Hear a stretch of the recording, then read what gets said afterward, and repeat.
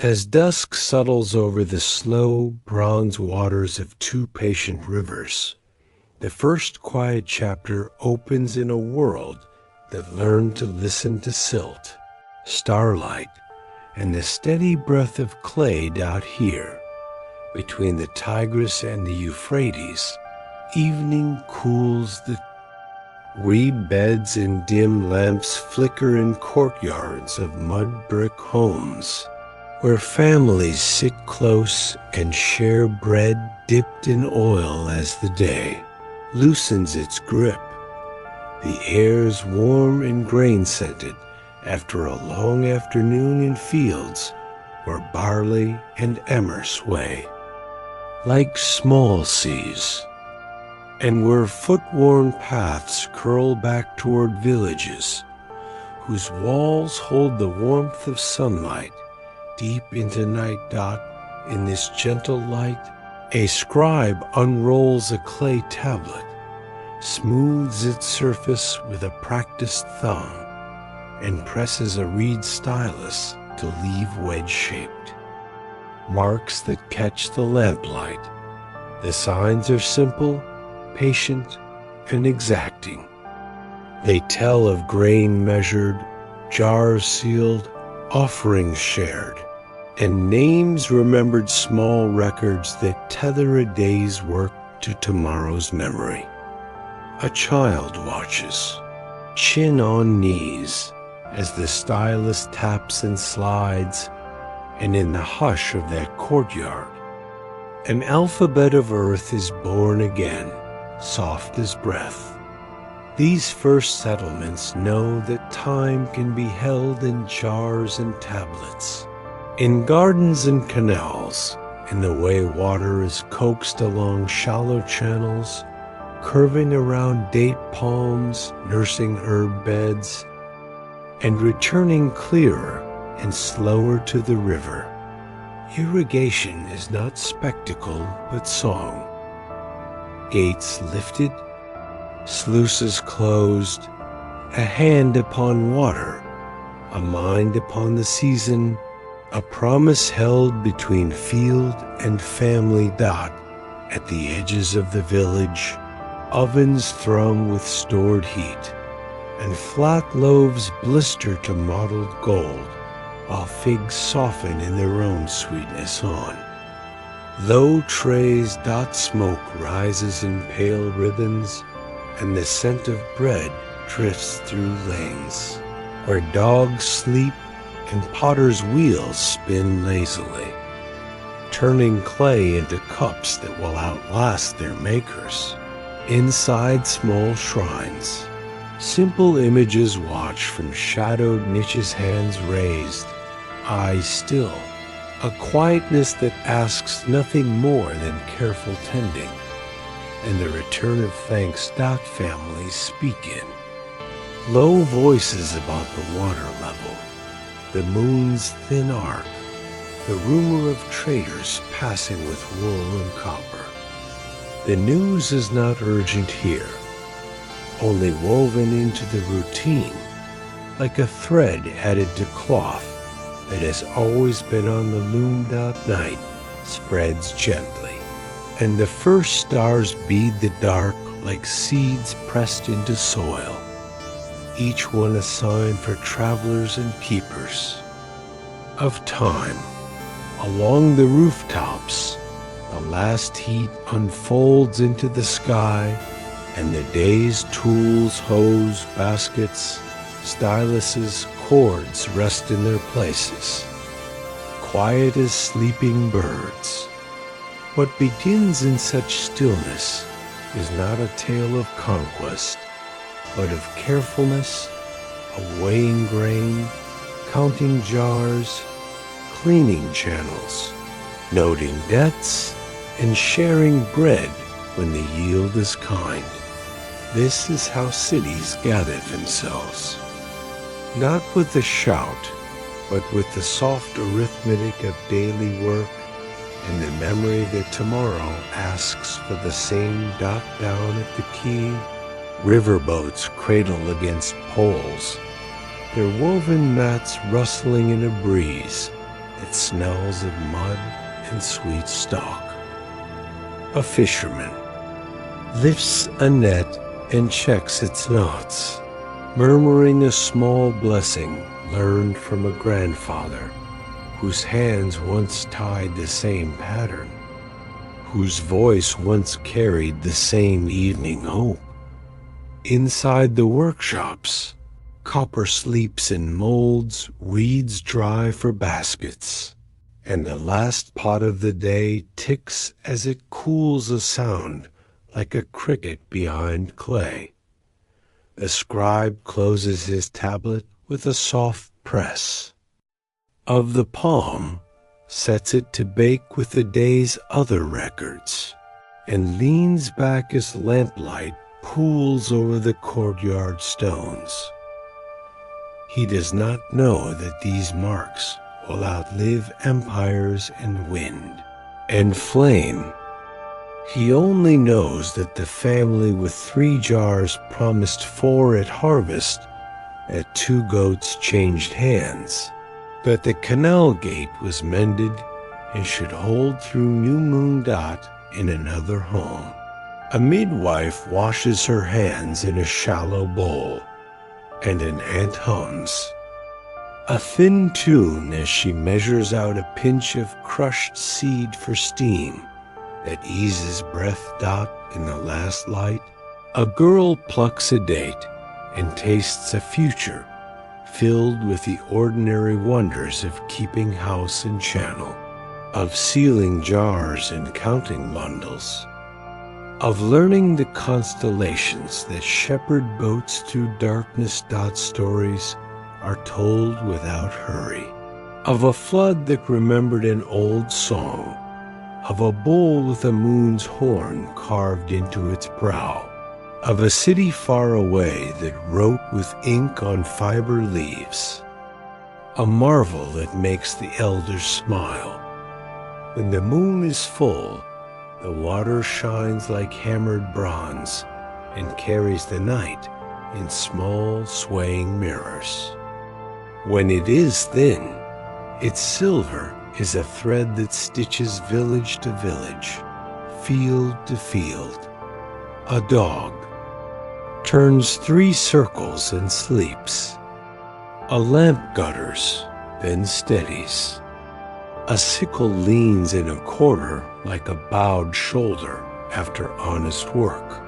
The world is not yet large, but it is deep, deep with silt and patience, with careful marks and careful hands, with the mild astonishment of each. Morning that grain still rises in water, still answers. We call this beginning civilization, as if it were a wall. It is more like a woven fence, light passing through, strong because it bends. And so the night carries small sounds across rooftops, the rill in a channel, a reed flute, the crackle of a loaf's cooling crust, and the city that is not yet. A city settles its weight upon the earth like a cat upon a warm stone. Before sleep, a father lifts a child to the sky and names 3 bright stars, and the child repeats them as a charm. Against forgetting dot by morning, there will be footprints in damp soil where the gatekeeper walked, and a line in the scribe's neat wedge hand. That says the sluice on the South Canal ran clear. The work will return like breath, and no one will call it glory, because it is only life. And life is the slowest victory dot in time. The marks will travel, from clay to clay, from village to hall, from storehouse to shrine, from river town to caravan road, where wool and copper and words exchange places and return as stories with new edges. Learning will settle in the body as a calm, Habit how to read the angle of a sunlit wall to tell the hour. How to hear a gate's pitch and know if the channel is choked. How to weigh grain by the hiss of it leaving a scoop. Children will practice on tablets that can be smoothed and used again. Their first crooked wedges proud as any banner. There, mistakes pressed flat with a thumb and begun anew. Women will memorize recipes that are more map than pies. Measure how much flour is a palm and a half. How long is the walk between one song and another? What pinch of seed calms the cough that comes after threshing? Men will trade jokes about sheep with minds of their own, and about jars that weep unless you sing to them. The jokes will last longer than the men, as jokes do. Some evenings a stranger will arrive with a carved seal that leaves the impression of a lion stepping softly. The village will watch as he rolls it across wet clay and nods at the tiny miracle of a picture that cannot be smudged. A prayer will be no louder than ordinary talk. A wish for a small wind, for a gate that holds, for a child to sleep, for a fever to break, for the river to remember its banks. When storms come, they will be met with sandbag and persuasion, and after, with mending and chalk lines on damp walls, to mark what was learned that, when good years come, there will be new jars on, new shelves, and a decision to share a little wider, because it is unlucky to hoard what the river gives with an open hand. There will be disagreements, of course, as there are among people who love the same fields, about whose turn it is to lift the gate, and whether the water bends more toward the western channel.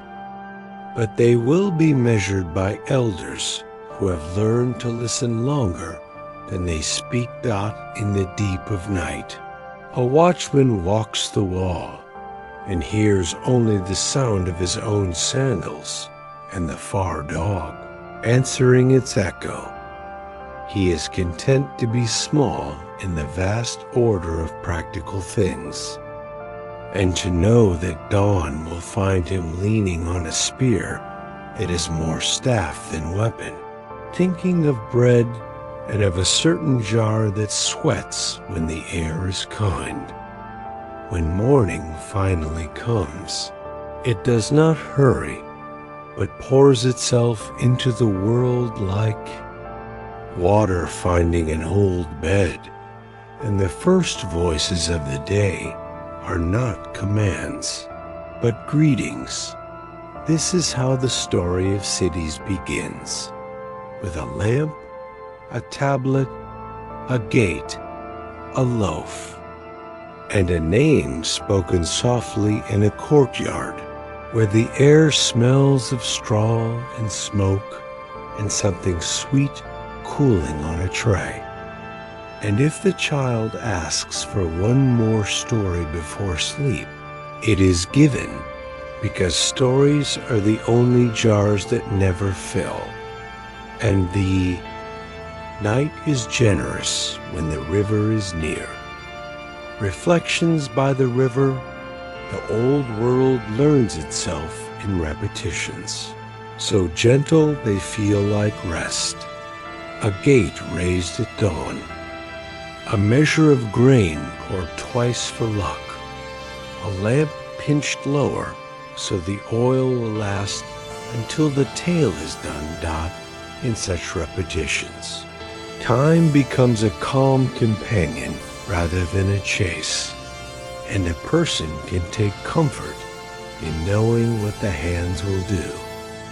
Before the mind is finished naming it, The earth gives and takes with a rhythm that a village can hear if it sleeps with its doors open to the courtyard and its thoughts open to the weather. Ledger is an honest book when it remembers kindness alongside barley, repairs alongside debts, and births alongside jars. For these too are the city's accounts. If a star is forgotten, there is tomorrow's sky.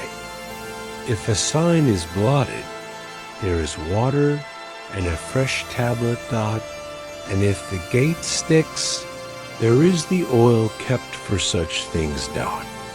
So the rivers keep moving, not fast but sure, and the lamplight keeps teaching the clay how to speak, and the clay keeps reminding. The hand that thought may be kept without being clutched, and the people, measured by bread and by breath, keep a peace with the hours that let sleep come like a guest who already knows the house. The day loosens its hold on the Nile with the gentlest of sighs, and the river answers in soft light, taking the color of apricots and copper as evening settles from bank to bank. In this hush, a second chapter opens, not with trumpets, but with water moving at the speed of thought, reeds leaning into a breeze that carries flower dust, wet clay, and the faint sweetness of pressed dates.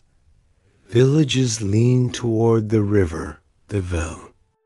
Wave flowers lean toward sun. Mud brick walls, still warm from afternoon light, keep the last heat for sleeping bodies. Small windows hold soft shadows shaped by pots hung to dry and baskets hung to air.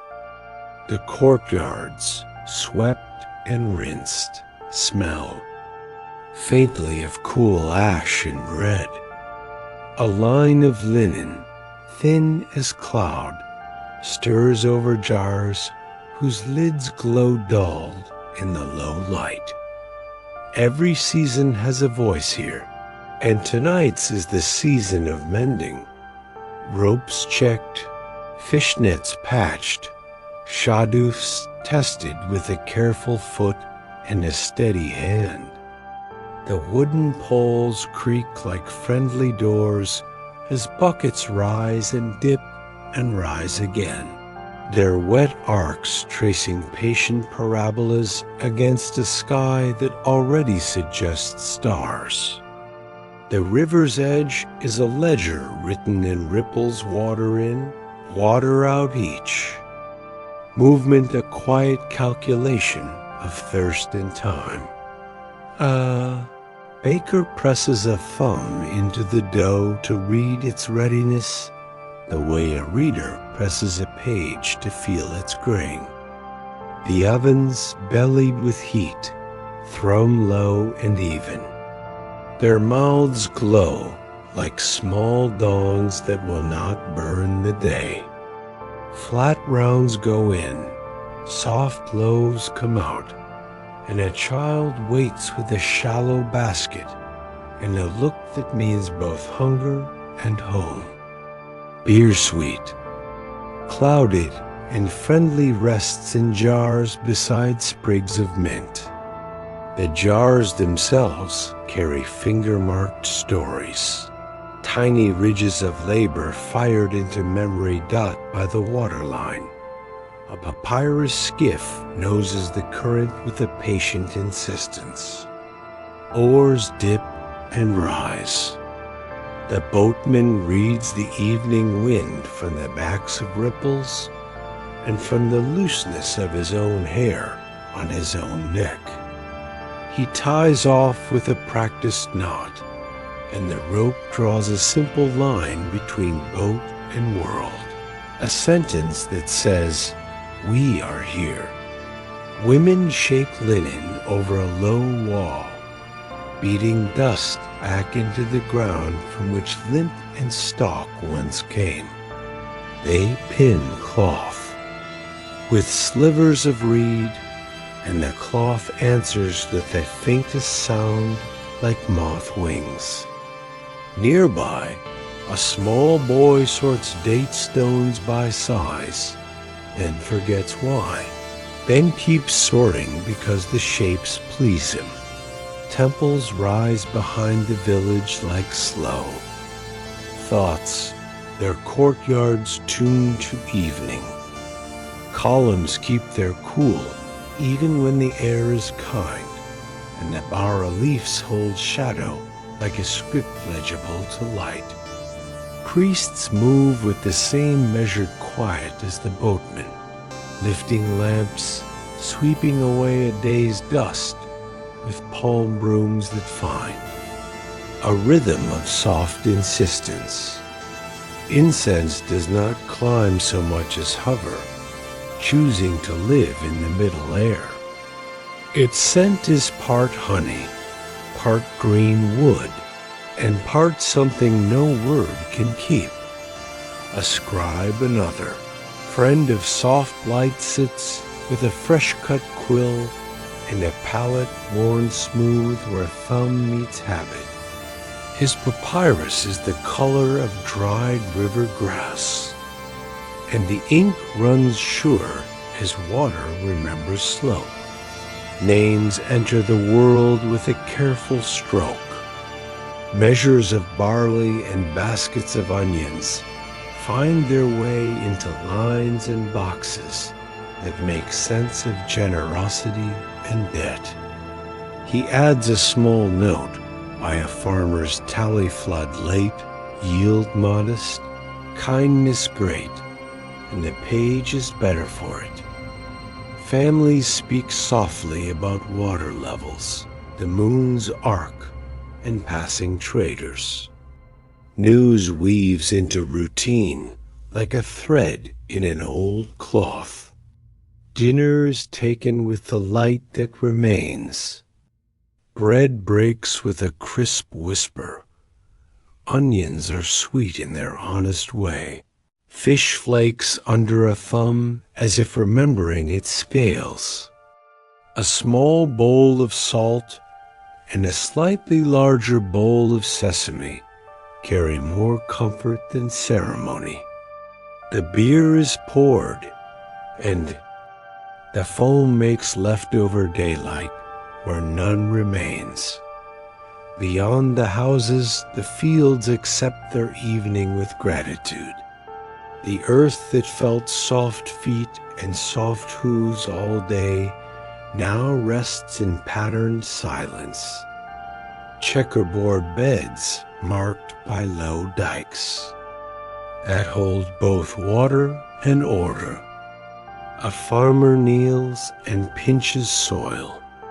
The pinch speaks clearly tomorrow water, next day rest, and the farmer nods like a reader who has reached the end of a sentence he has loved a long time. Along the canal, herons say important things with their legs. Frogs join in with a steady percussion that improves everything without asking permission. A jackal writes its name on a strip of dust, and the wind erases it with the same kindness it brings to every trace. Children drift toward sleep, like boats to mooring slow, certain, gently guided.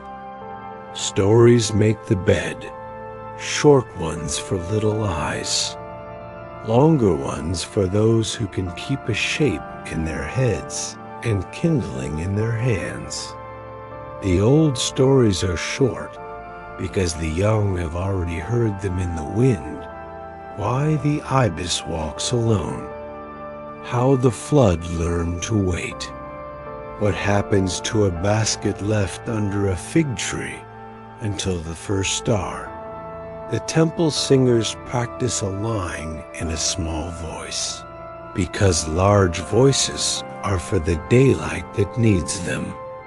Everywhere, light chooses its work. Here it makes a hook shine where a net will hang tomorrow. There it warms the bare shoulder of a pot already cool in its heart.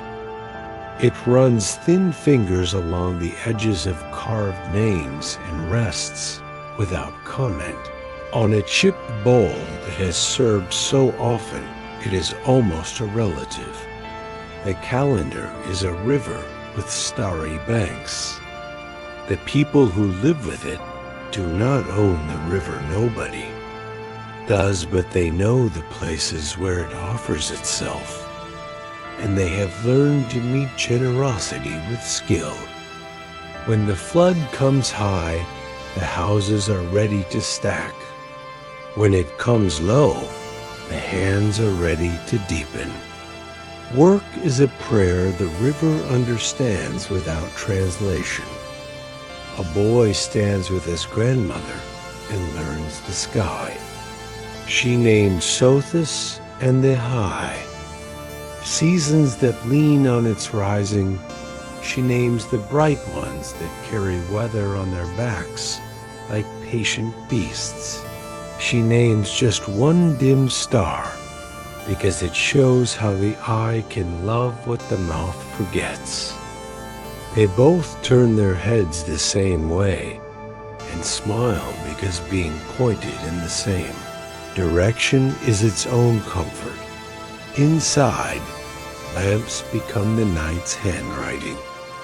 The flame licks the rim of oil and writes an alphabet of small motions on the wall. A short line that means patience. A long line that means time. A loop that means enough. The lamp tells the room where to put its attention. Here, the edge of a woven basket. There, the curve of a jug dot at the granary. A quiet god of measurement is present without pomp. Baskets are weighed, entries made, charms tied in knots to remind the fingers what the mind intends. The keeper's voice has the calm of someone who knows how to wait without forgetting. A small mouse, treated as a very minor official, is offered a sliver of date to settle any questions of jurisdiction. The boatman returns to his rope and makes a second knot identical to the first, because useful things like certainty often travel in pairs. He pats the knot and pats the boat.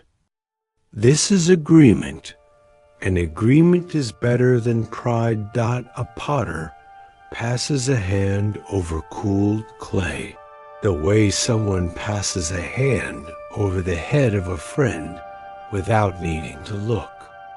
He sets aside what is sound and sets aside what is flawed with the sane tenderness, because each has told him something he is glad to have heard. In a house near the temple wall, a woman folds a length of linen the way a person folds a day that went as it should. She smooths a corner that would rather not be smoothed and laughs at the small rebellion. She has raised children in clay jars, and a goat with a pinion's cloth is nothing in the way of stubbornness. Those who keep the night keep it gently. A guard walks with a staff whose bottom knows every hollow in the path. He does not need the top of it, except as a reminder of the bottom. He looks at the river because the river looks at him. Between them, there is the peace of old neighbors who have agreed not to disagree about anything essential. Toward the far bank, papyrus beds hold nests and secrets in equal measure. Somewhere a mother names the parts of a bread oven for a child who will forget and ask again tomorrow, and the names will be the same and new. There is a kind of memory that does not live in the mind. It lives in the knees that bend without thinking, at the shadoof's bucket, in the shoulders that know the weight of a jar before the eyes count the rings of oil on its skin, in the fingers that can find a knot by listening to rope. The village has this memory, the way a field has the memory of water. The first drop does not have to explain itself to the last. The moon rises with the dignity of an elder who has learned every step slower than it could be and faster than it needs to be. It pulls a silver path across the water, and the river, being hospitable, sets out a table of reflections and invites the path to sit. Later, much later, when even the frogs discuss only important matters, the temple doors breathe. Once in sleep, the village lets the lampwicks creep into smaller shapes. The watchman's staff finds all its old friends, and the cat, having settled every question within claw's reach, curls into the proof that warmth is round. If anyone were to ask the river a question at this hour, it would answer slowly, because the best answers go the long way through the heart. It would say, "Bring me your patience, and I will bring you my flood. Bring me your care, and I will bring you my silt. Bring me your sleep, and I will bring you a morning you can trust."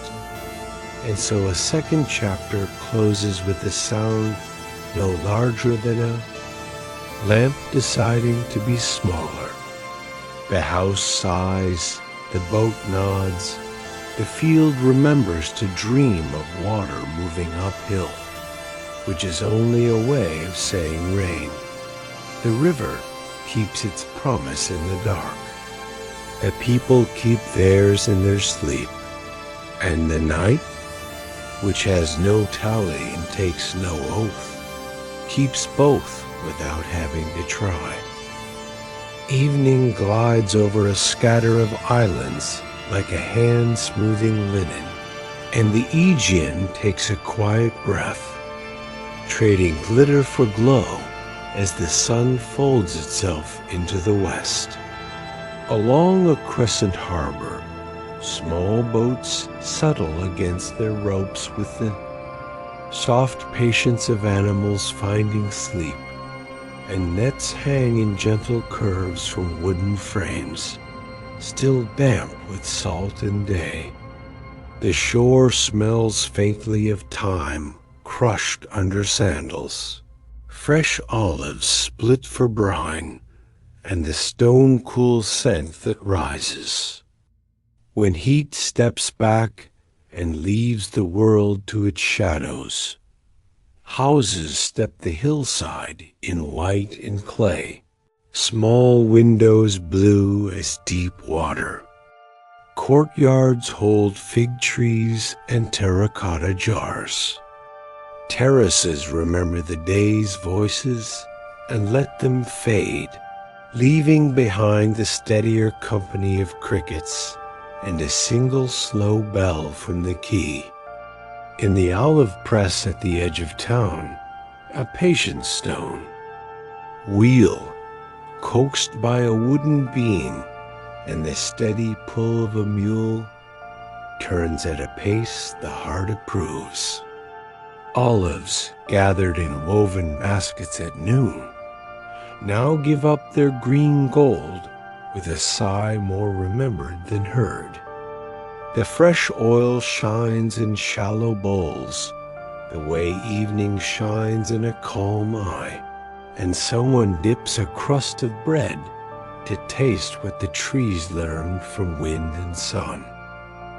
A potter sits on a low stool and lets the wheel hum. Clay rises under his hands as water quiets the rough places. A curve finds itself and keeps the finding. A lip forms, a shoulder leans.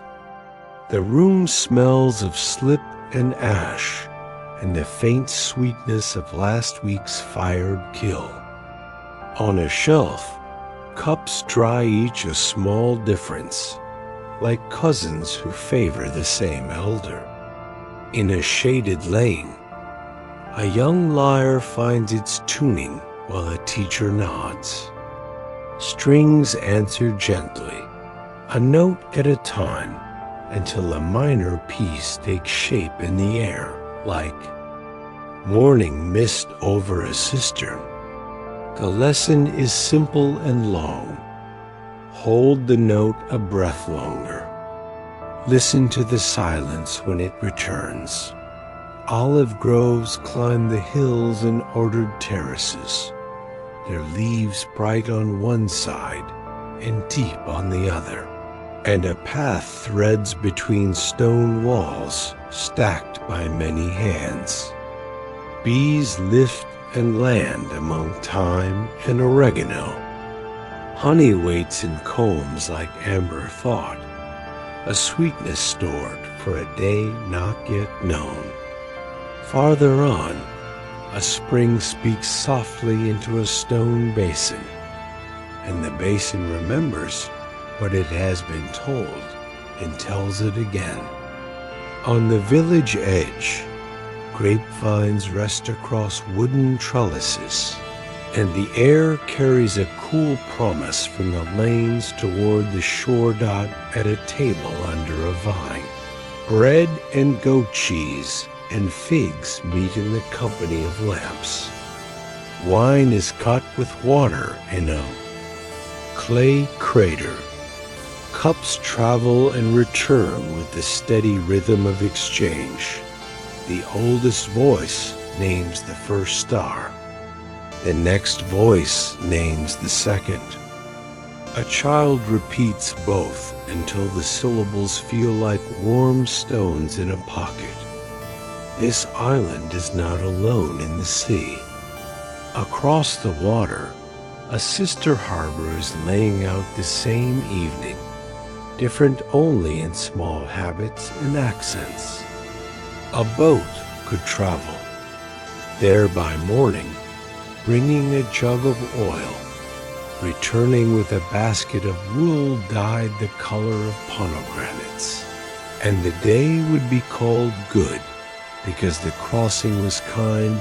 Not in the stoa, the long, cool porch near the square a few neighbors sit and let talk find its route like water seeking a low place. The themes are not new, but they are freshly considered. What justice owes a neighbor, how a town should teach its children, why the wind remembers the grove before it remembers the street.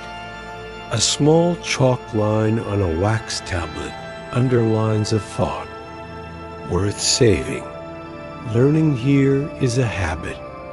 A student copies letters by lamplight, smearing a little wax when the hand forgets its patience. A tutor tells a short tale to show how a choice is a road that keeps being walked long after the step is finished. A boy recites a line about measure, and someone nods because the sound of the word and the sound of the evening agree. Dear steps hold the day's warmth, and the stage waits without restlessness. Tomorrow there will be masks and chorus. The song will untie a knot in the heart and tie it again more generously. Tonight the benches are only benches. receiving the weight of those who sit with baskets at their feet, speaking softly about a cousin's roof, a mother's knee, a plan to mend a net where the knots forgot their roads. Somewhere on the headland, a shrine keeps salt and wind as offerings. The door is playing, the lintel a little bowed from many seasons, the floor swept until the stone shows its patient veins. A lamp burns on a low stone, small flame, small shadow, and a shell sits beside. It to remind fire that it is also a sea. No one commands. The room is a question asked gently and answered gently. Inland, where the island spine holds the sky, goats return to their pens, bright-eyed and stepping with the seriousness of creatures who know that dusk is both a certainty and a surprise. A shepherd counts without numbers, by faces and habits.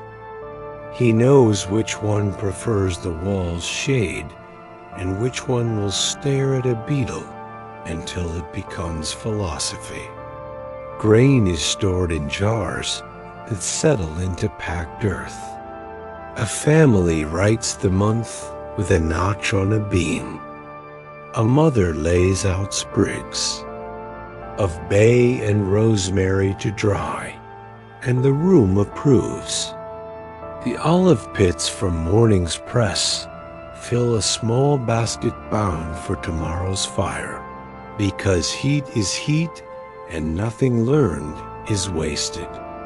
The harbor keeps its tiny language, rope against wood, water on stone, the low hiss a wave makes when it changes its mind at the last moment. In a corner shop, a carver smooths the last roughness from a spoon. He tries the grip, thinks of the hand that will use it, and leaves a shallow mark that means his name. Next door, a woman plats a basket and talks without raising her voice about 3 things that went well and 1 thing that will go better with another day's patience. From an open doorway, a flute joins the evening as if the hour had always needed that note and had only just remembered to ask for a dot beyond the cove. A short road climbs toward terraces of vine. The posts and lines stand quiet as numbers. Leaves gossip with the sea, both claiming gentle victory. The path smells of dust that never offends, and the horizon closes one eye and then the other, while the last light chooses a branch to rest. Upon, under a fig tree, a scholar traces a figure in dust and brushes it away with the same finger. He is not ashamed of changing his mind. A child watches this ritual and invents a version with stones arranged and rearranged until the game becomes the idea, and the idea becomes a game again. Down by the quay, a merchant opens a chest and lifts a piece of cloth that caught light in a far port. Several heads tilt the same way. The price is a handful of olives and a promise, and the promise is watched by 3 old men who can measure promises by how the eyes stand and how the shoulders breathe. Near the mill, a pair of stones remembers wheat by the way it rests. Flour softens the air and makes daylight in the lamplight. A hand draws a circle on the table and divides it into enough. Tomorrow's bread will break into thirds, and then into small nothings that are nevertheless something. And the arithmetic will be called grace. The island school stands open to the breeze. Wax tablets bear the day's last lines, and a basket keeps spare styluses in a nest of string. A line of verse runs along the wall in charcoal, and someone has drawn a small fish that swims beneath it in a straight sea. On the teacher's bench, a scrap of papyrus holds a list of names. Each is a story. Each is a horizon. The teacher checks the door latch, not to shut out the night, but to tell it that the room knows how to sleep.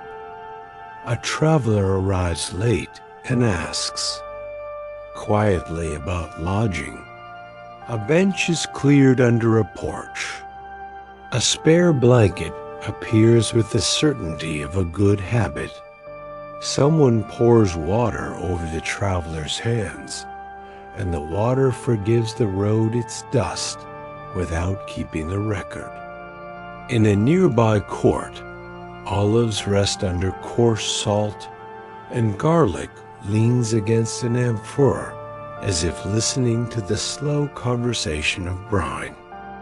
Lamps make patient halos on plaster walls, and shadows arrange themselves like paragraphs that know where. The thought belongs not from the hillside. The sea listens like a large animal. Its back lifts and settles beneath stars, and the constellations steady themselves over the dark like villages of light in a field. The narrow lanes leave white echoes in the night, and the roofs collect coolness in shallow bowls that morning will pour back into the rooms. In one home, a grandmother tells a small story about a pearl that did not want to be found until the child who would keep it learned patience. The child closes eyes halfway, keeping the story awake without forcing it. Neighbors greet neighbors with a glance that is already a promise to meet again at the press, at the key, at the well. A door eases inward, not shut, not latched, only taut wrist. Before sleep, a father points to the horizon, a promise. A mother points to the hearth proof. The child nods at both, collects their meanings like smooth stones, and puts them under the pillow where dreams keep their maps. Tomorrow's work waits without fidgeting, mending a pot, setting a beam, retying a sailor's bit of luck on a boat's small throat, copying a line, sweeping a step, turning one more jar of olives from the brine into the light. None of it is new. All of it is necessary. Each task invites the hand to move at the speed of care. In the theater of the night, crickets are chorus and lamps are actors. The slow play is bread, oil, and time, and the hero sits and breathes. A neighbor calls to a neighbor across a narrow lane, and the lane carries the voice without complaint. The jars along the wall are listening, which is why the sound returns kindly. Evening gathers across Rome like a well-worn cloak, settling lightly over tiled roofs and quiet courtyards. The day loosens its knots with the tender patience of a city that has learned to end as carefully as it begins. Lamps find their wicks. Doorways find their shadows. The first coolness tastes faintly of clay and crushed mint. From a hillside lane, the city opens in terraces and domes, in arches that teach the eye to breathe. The Tiber unspools a ribbon of dusk beside long embankments, and along its curve small. Boats bow to their moorings, as if to a neighbor passing with bread at the baths. The doorkeepers lower their voices, and the evening visitors take their time. The apoditerium breathes a soft hush. Sandals are set aside with a care that speaks of habit and gratitude. In the tepidarum, warmth holds to the tiles the way memory holds to a favorite name. Steam paints shadows on the walls and then erases them kindly. In the caldarium, a deeper breath. In the frigidarium, a bright clarity that returns a person to a quieter pulse. Between rooms, the palestra rests from its afternoon vigor, ringed by colonnades that keep the last light. An old friend tells a new story slowly. A young friend listens quickly and then learns to slow as well. A musician lets a flute discover the evening, one note at a time. Nothing is demanded of the moment, except that it be itself got in a nearby library. Alcove, a line of verse waits for its reader. Scrolls rest in niches like birds in evening roosts. A scribe smooths a margin with the flat of his hand and sets aside the reed for another day. Outside, Rome's stones keep their warmth until the first stars. The Via Sacra carries less business and more blessing at this hour. A long, calm sentence of pavement laid end to end. In the Forum, voices are fewer, and the ones that remain settle into the tone that solves small problems and stores large ones for mornings with bread at a corner fountain. Water gives itself away as if it had nothing else to do. A child cups both hands. A grandfather weights his brow.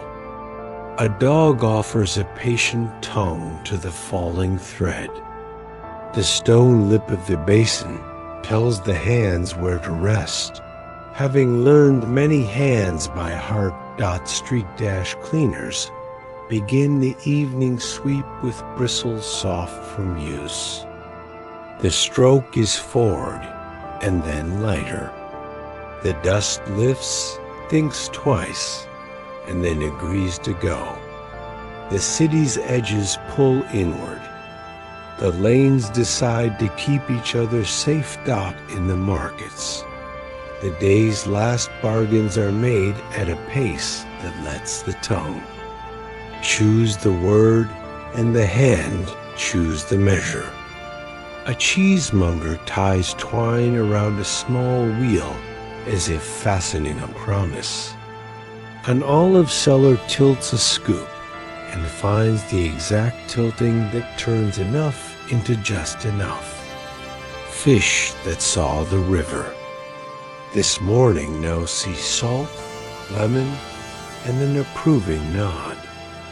Bread left for noon is still warm enough to remember. Under an awning, a potter counts cups without counting. He knows the line of their lips and the lean of their shoulders. He can tell which one will prefer the north window and which will make. Tea tastes a little like a story in a lane close by. Lamplight makes shallow rivers on plaster walls. A hand appears in a window frame to shake out a cloth, and 1,000 motes hold that hands shape for a heartbeat. Before they remember, they are dust again. Dinner gathers without ceremony. On the board, olives that held sun for months. Soft cheese with the coolness of cellars. Chicory that learned bitterness the honest way and kept only what was useful. A clay cup of watered wine listens as the room decides that today did what it could, and tomorrow will do likewise. Neighbors call softly, from doorway to doorway. The talk is small on purpose, so that the day can be put away without waking it. Someone mentions that the baker's daughter named a stray cat Augustus, which the cat accepted without amendment. Someone else says that the tailor has learned to make a stitch that pulls but does not pucker, a stitch that might be a philosophy if it had a scroll to sit on. Farther on, a small shrine in a wall niche keeps a home's heartbeat regular.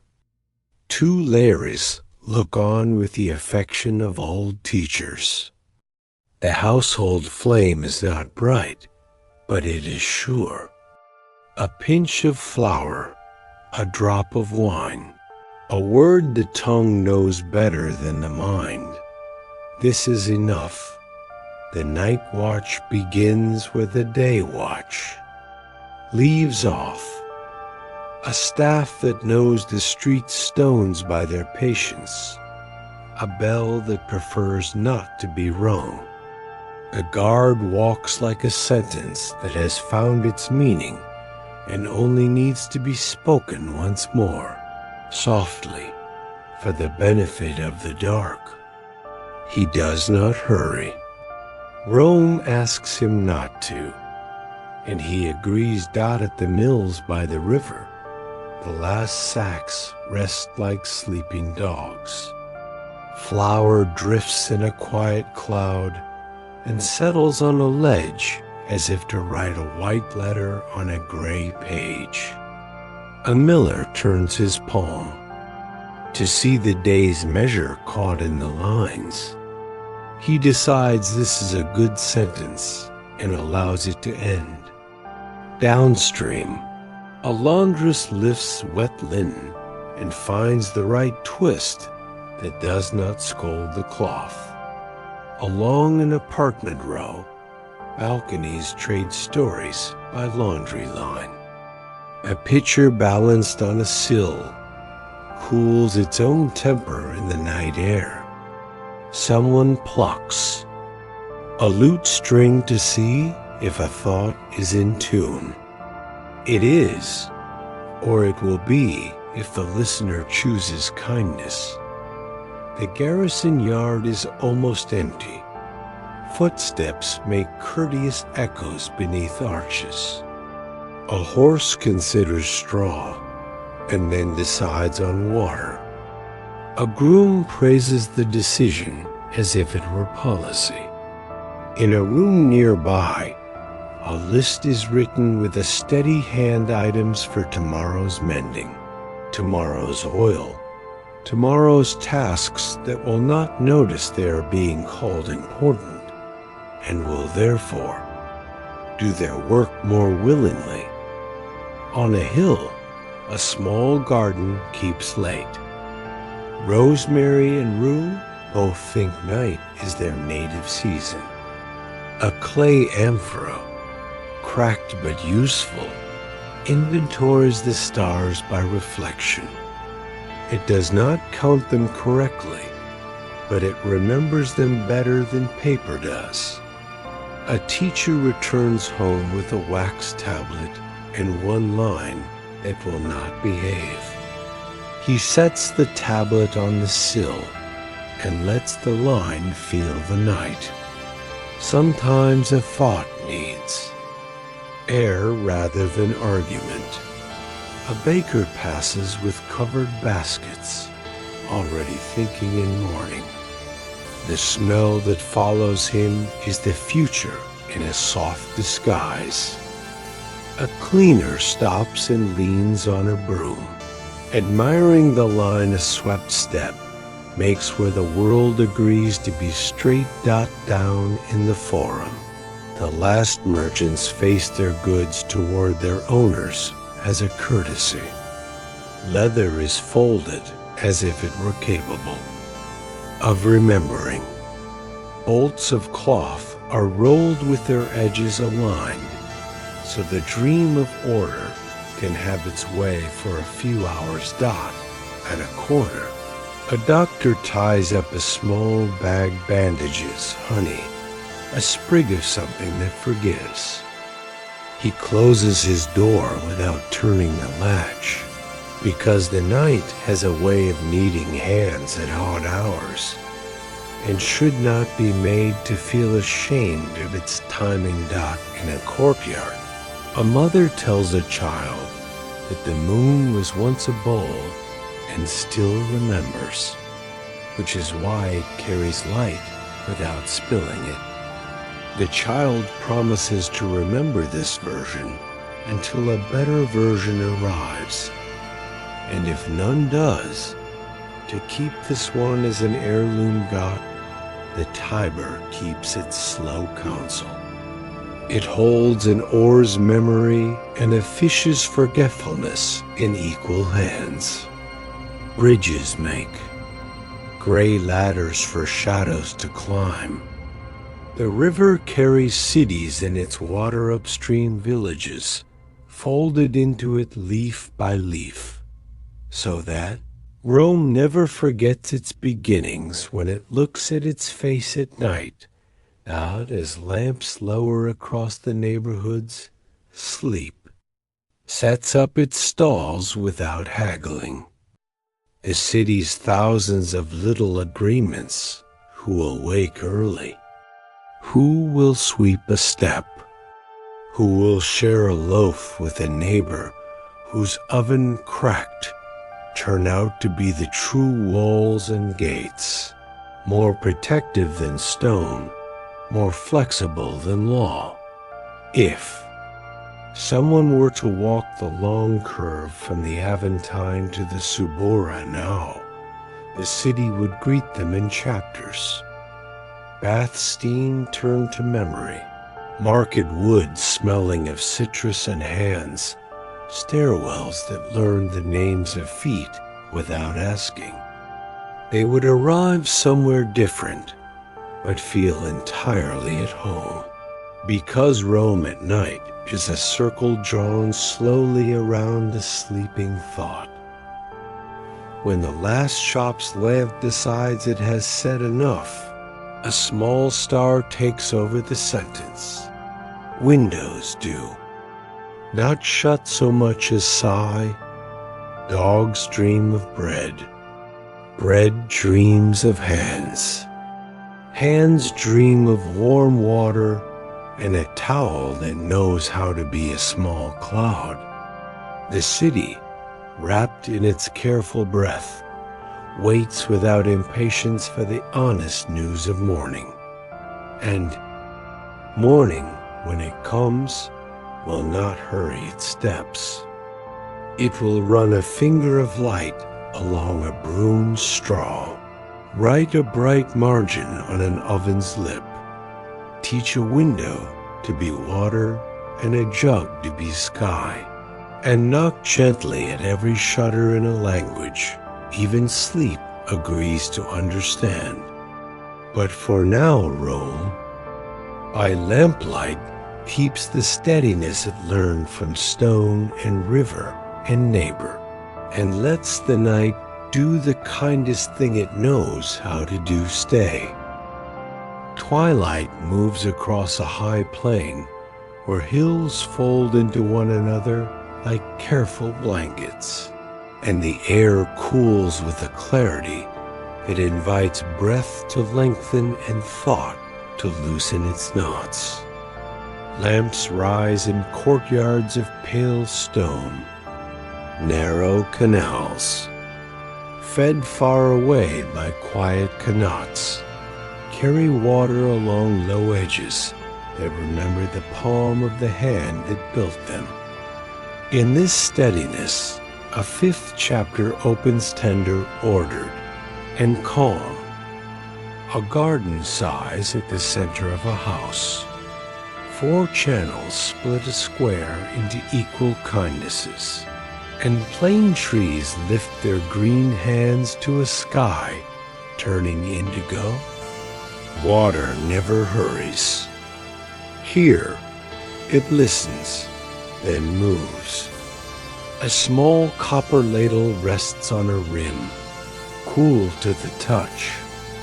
Pomegranates heap in a shallow bowl, their skins holding dusk within their red.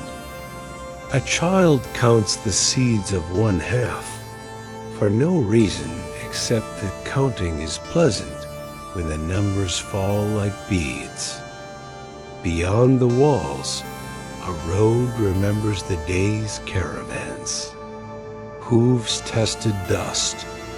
Bells chimed softly from camels' necks, and wool bales pressed their sweet, dry scent into the afternoon. The road is quiet now, a gentle line felt more than seen, yet it binds distant towns to this one as surely as thread binds a hem. On the horizon, mountains wear the last sunlight. Closer, a line of poplars repeats the idea of uprightness until it becomes restful dot in a small workshop. A potter turns a wheel with a soft foot, and the clay answers with a shoulder and a curve. Slip glistens. Fingertips commit the day's patience to a vessel that will carry water, that will remember the vessel's shape. On a shelf, cups dry with tiny differences that make them family dot at a loom in a shaded room. Wool slips from skein to warp, then crosses itself in a quiet geometry. Hands read patterns the eyes only visit. The rhythm is river-like over, and through, over and through, until time forgets its sharp corners. In a basket, indigo curls into darkness beside matter's red and saffron sun. A girl chooses thread the way a gardener chooses a path, slow and certain, listening as much as seeing. Walls breathe stored heat and release it politely. Bread lays its pale bellies on a clay oven's wall. The baker's hand, practiced and kind, lifts each round at the exact moment when color and sound and steam agree. Yogurt cools in a bowl, turned with a wooden spoon that knows every circle. By heart, cucumbers, salted and patient, wait on a plate of blue glaze that keeps the memory of a recent sky dot in a columned hall open to the night. Reliefs hold their calm procession of robes and hands and gifts. Stone reads like a slow poem, beards like carved rain, sandals that remember 1,000 steps, faces that do not argue with time. A post rider arrives and does not make a show of arriving. He leads a small horse to water and touches its neck habit. Gratitude, acknowledgement. He carries continuity. A pouch with 2 letters, 3 receipts, a note is only a name. He eats quietly and sleeps quickly, leaving the rest to the road that will remember his weight. Tomorrow dot through a low arch. A fire keeps its courteous flame. A keeper tends it the way one tends a sentence that must be true in the morning as well. As at night, the room is plain, almost empty. A bowl of sand, a jar of oil, a place for breath to lengthen, a place where heat is not spectacle but assurance, not shout but vow. No one urges. The flame minds itself, and so do those who sit near it. A city's plan prefers order but not rigidity. Streets meet like neighbors at corners, exchange a little news, then go about their business. Courtyards collect coolness the way jars collect rain. Doors stand half open, which is to say, welcome, but quietly. In one, a scribe folds a sheet and sands a line. In another, a woman pours tea high to wake the scent and lowers it to let the cup accept what is given. The gesture is generous and precise, the way a good sentence is dot at the caravanserai. The great square remembers 100 steps and forgets none. Pack saddles rest like sleeping turtles. A boy coils rope into a question mark, then pats it flat. A merchant closes his ledger with a hand that has learned to account for kindness as well as coin. Pathways around bundles make an unplanned map, the kind the feet trust more than the eyes. The sky learns its stars from east to west, then repeats. The lesson for pleasure.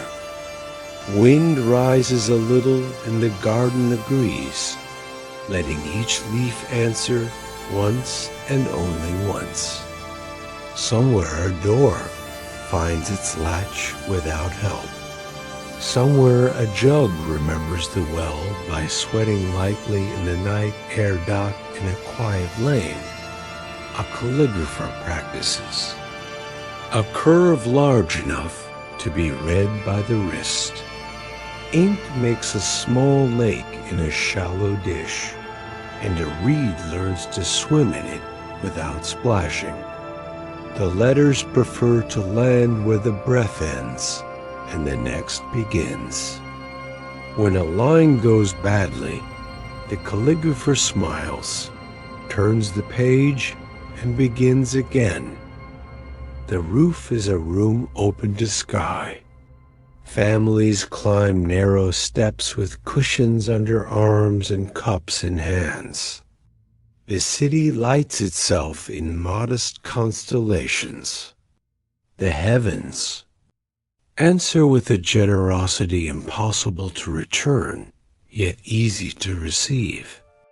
On one roof, a story is trimmed to fit a child's eyelids. On another, silence is the story, and no one asks for more dot by a narrow channel. Water and wind make a bargain. You cool me, and I will carry you. The bargain is kept without witness.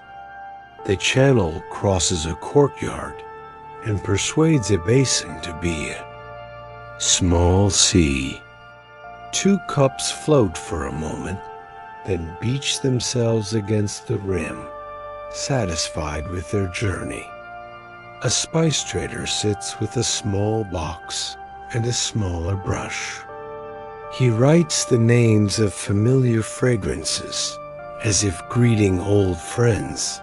Cinnamon, cardamom, sumac, and the letters rise from the fibers with a kindness that makes the names truer. He taps the lid 3 times, because 3 is for certainty, 2 for hope, 1 for hello and goodbye together.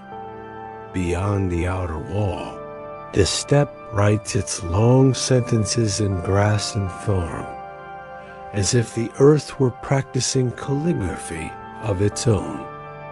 A shepherd far from town raises an arm and lowers it. The flock turns as one thought turning, and then remembering itself.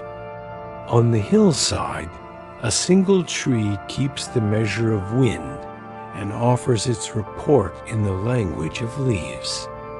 When the moon lifts, it arranges its light like a librarian arranging shelves. Here a chapter for the roofs, here one for the road, here one for the river mouth, where reeds keep their accounts. The light is delicate. It does not insist, it invites. In its pages, the city reads itself and relaxes its shoulders. Inside the House of Four Waters, a grandmother sets out plates with the economy of one who has measured evenings by handfuls of olives and lengths of conversation. She breaks a round of bread and saves the first piece for the absent, a habit so old that no one remembers who taught it first. Tea cools on a tray, painted with small flowers that bloom when steam finds them dot at the edge of sleep. A boy asks a question about the road that leaves the city on the side where the sun rises. His father says the road has two answers, one for the feet and one for the mind. The feet's answer is dust and stones and shadows. The mind's answer is names and distances and patience. Both are true. Both are needed. Both are better with company. The boy decides to take both when he is taller, which the father notes will be soon. Not far away, a recorder of measures tallies grain and oil in wool with a blunt stylus and a gentle hand. He adds a line for what the town gave to those who needed it, and a line for what the river took and returned in another form. He closes the book and sets it under a smooth stone so the night can keep it even while it sleeps dot in the square. A storyteller ends not with a flourish, but with a hush. He has said enough to make the air remember, and so he bows to the remembering and lets it do the rest. Coins are placed, not tossed. Thanks are spoken with eyes.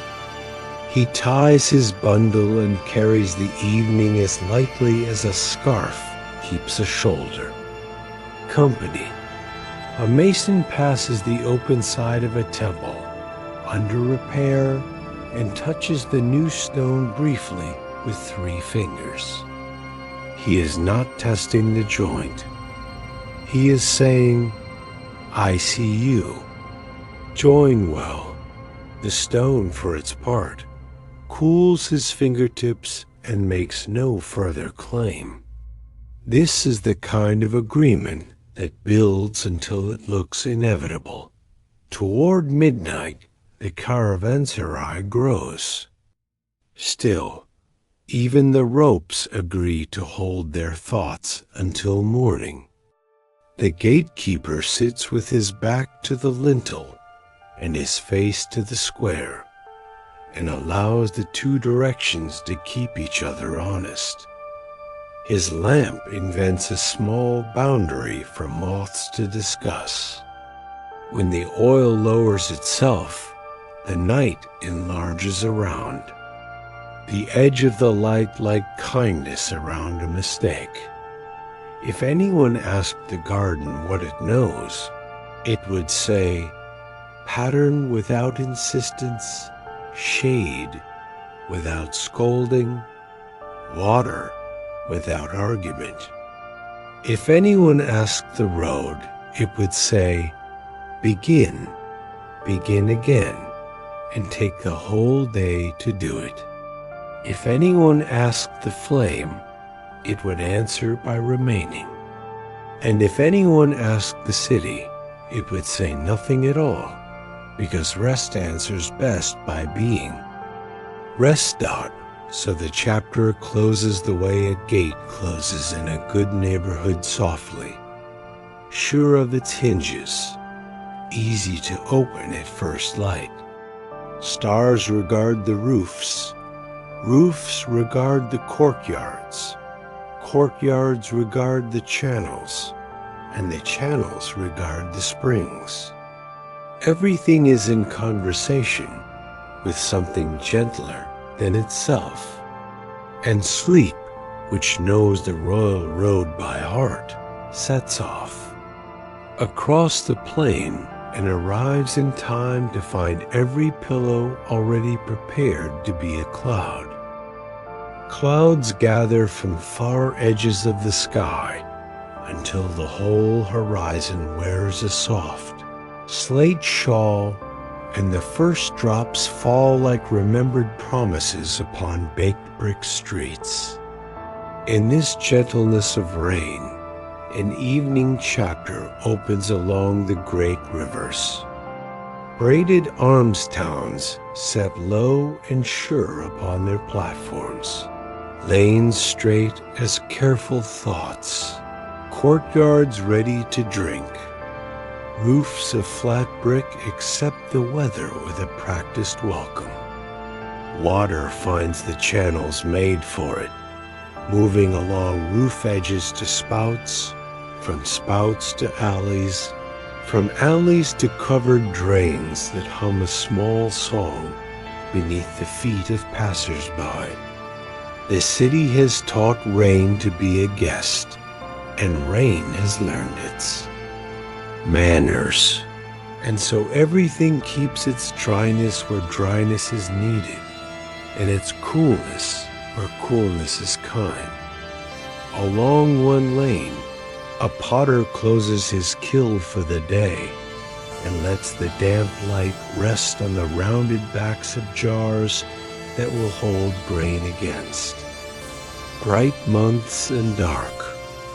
He sets aside a small cup that accidentally became perfect and thinks of the friend who will understand why Dot, in a room open to a courtyard, a bead maker sits with the patient wealth of carnelian, steatite, and shell, a small drill twirled between palms, asks the stone a gentle question, and the stone answers with a hole that will welcome thread.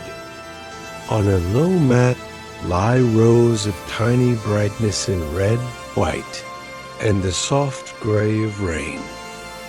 A scribe's friend, there are few letters here, but many measures sifts, a set of polished weights across his palm, lining them in a neat procession. Tall, short, shorter, each a promise of fairness in trade. The scale speaks only balance, and the hand listens. A seal carver nearby rolls a damp rectangle of clay under his carved cylinder. A procession of beasts walks forth, unhurried unicorns and heavy bulls, and the impression holds its world without, raising its voice. House doors sit a step above the street. Their thresholds remember many sandals and the occasional curious goat. Inside, the courtyard floor is swept and cool. A square of sky finds its reflection in a jar of water kept for hands and for the small thirst of herbs. A stair climbs to the roof where woven cots wait, and the cot strings hold the memory of children's feet bouncing in daylight, and of the night's breezes tying easy knots in the air. Out at the heart of the high mound, A pool rests in a court of brick broad steps descending to meet the water, the way understanding descends to meet a thought. People enter with the calm of habit, cleanse without spectacle, and leave as if the water had removed dust from the day and left the day otherwise. Intact, street corners are schools of civility. Carts wait where carts should wait. A boy tips a jar and does not spill, because the curve between lip and liquid is an agreement older than his name. A woman lifts a lid and checks lentils, spice, and the piece of the simmer. Drains run beneath. The straight streets, covered with fitted bricks that lift easily when hands must speak to water. They carry away what is finished and return the lanes to clean. In one neighborhood, a well is itself to many families. The rope sings a soft song as it rises, and the bucket answers with a round voice when it finds the stone rim. The wells. Mouth is tidy, its steps worn by patience, and the water knows each palm by its careful weight. On a terrace by the river, fishers sit with lines and quiet. Rain makes rings upon rings, and a child counts until the numbers agree and chooses to stop. Nets smell of river and work. Boats are low and wide, sure in the slow current that, brick upon brick, the walls keep the day's warmth and lend it back to. Evening. Standard proportions teach the hands. Every brick is a sentence shared by many towns. A ladder leans where ladders always lean. The ladder and the wall are friends who have never needed to explain themselves to each other. A trader sets out small piles upon a cloth, beads, a pinch of bright pigment, a folded length of cotton that remembers the loom. His partner counts in silence and nods once. The weights make a brief conversation of stones and then are quiet. Two travelers bring news of a ford, now favoring the eastern branch. Someone draws a finger map. Curve, bend, shoal, safe, dot thunder. Steps lightly somewhere beyond the horizon. Here, the rain becomes a fine brush that writes on dust until dust is story. Children at the threshold press toes to the coolness and laugh at the tiny lakes their feet can make dot in a quiet room. A loom frames a narrow cloth. Cotton threads rise and fall. A shuttle answers with obedience and opinion. A mother and an aunt share the work. A child touches the edge and feels the small hum of cloth becoming. A pattern repeats without boredom. Repetition has more voices here than novelty. Cooking is a study in kindness to heat. A small stove of brick accepts twigs and offers steadiness. A pot of lentils decides it is time and does so modestly. Flatbread meets a hot stone and lifts in places as if testing the air. Fenugreek, coriander, and salt make the room remember. Gardens it has never seen. Bowls arrange themselves with calm. Hands follow dot at the workyard of a carpenter. Wood thinks aloud under a measured stroke. A cart frame grows in the space between what the tree knew and what the road will ask. A child sands a smooth edge because smoothness is a law as serious as any, and because someone asks gently, even the cattle are unhurried. In a pen near the city edge, a pair of bulls leans into a yoke set aside for mourning and seems to approve the joinery. No one tells them tomorrow's work. They will recognize it when it arrives up on the mound. The wind decides to move along the bricks as if reading.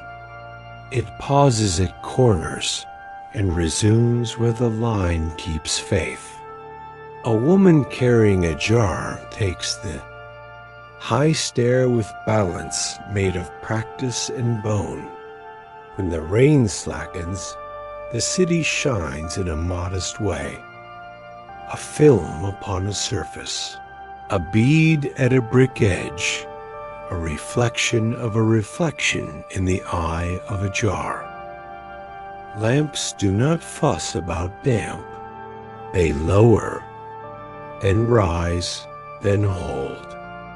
The flame writes a gentle alphabet upon a wall, a stroke for patience, a curve for measure, a dot for enough night markets think in soft numbers. 2 measures of grain, 3 of kindness, 1 of jest that can be told twice without malice, and not grow thin. A trader closes his bundle with string that remembers flax and sun. He knots it as his grandmother did, and the knot holds a history without needing to say it aloud. At the craft quarter, a shell worker coaxes a bracelet from a white curl. He holds it to the lamplight, turns it once, and finds that it answers, with a small moon of its own. Beside him, a friend rubs a bead against a stone to ask for shine. The bead consents. Tools are simple, skilled, and quiet. They keep no secrets and invite no quarrels. Tonight's stories are low and near. A family tells a tale of a river that chose a new path, and the people who chose to move before the water asked twice. Another voice adds the part where a lost calf found the street by remembering the smell of a certain door. Laughter steps carefully so as not to wake the neighbor who sleeps early for morning clay. The city speaks in breath, the breath of drains, even and content, the breath of cattle, slow and shared, the breath of people upon cots under roofs that keep the rain and let the breeze. On one roof, someone counts to 100 and then stops because stopping at a good number is a kind of wisdom. On another, 2 friends discuss the curve of a seal creature's horn and whether it is better to carve it as memory or as wish. Both positions are strong. Both agree to tea. Along the platform's edge, watchmen walk without theater. They know which bricks speak first when the night cools and which steps answer back. Their staffs prefer the center of the path, and the path obliges. A dog attends unofficially, taking his payments in stories and crumbs. The river is not visible from every door, but it is present in every jar. It travels in people's wrists, and in the habit of rinsing a cup before and after kindness. It lives in the smell of clay when the first drops fall, and in the low note a courtyard keeps after rain. Like a drum considering its own patience, stars arrive as if poured from a narrow jar. The first few find the places where children expect them. The later ones take their time and make a quiet republic. Lightning far away sets up a school for clouds. The local lesson is only this: rest. If anyone asked the brick what it believes, it would say proportion, alignment, and the mercy of shade. If anyone asked the drain, it would say, let me carry what is finished, and we shall both be clean. If anyone asked the seal, it would answer with image rather than argument. And if anyone asked the river, it would say, I will keep changing in ways you can learn that. So this chapter closes with a small sound, a pot lid settling, a rope easing, a ladder thinking about tomorrow.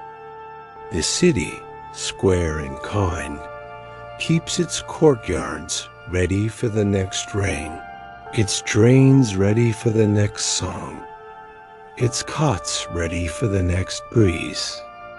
Sleep comes by the straight streets, untroubled, by corners, carrying a cool hand for every warm brow, and a soft step for every roof that remembers the stars.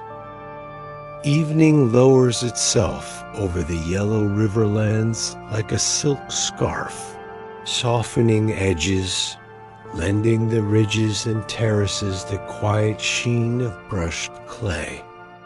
The wind that spent the day moving dust in fine veils now hushes to a murmur, and the earth plains, gullies and rammed earth walls, lets go of its stored heat a breath at a time.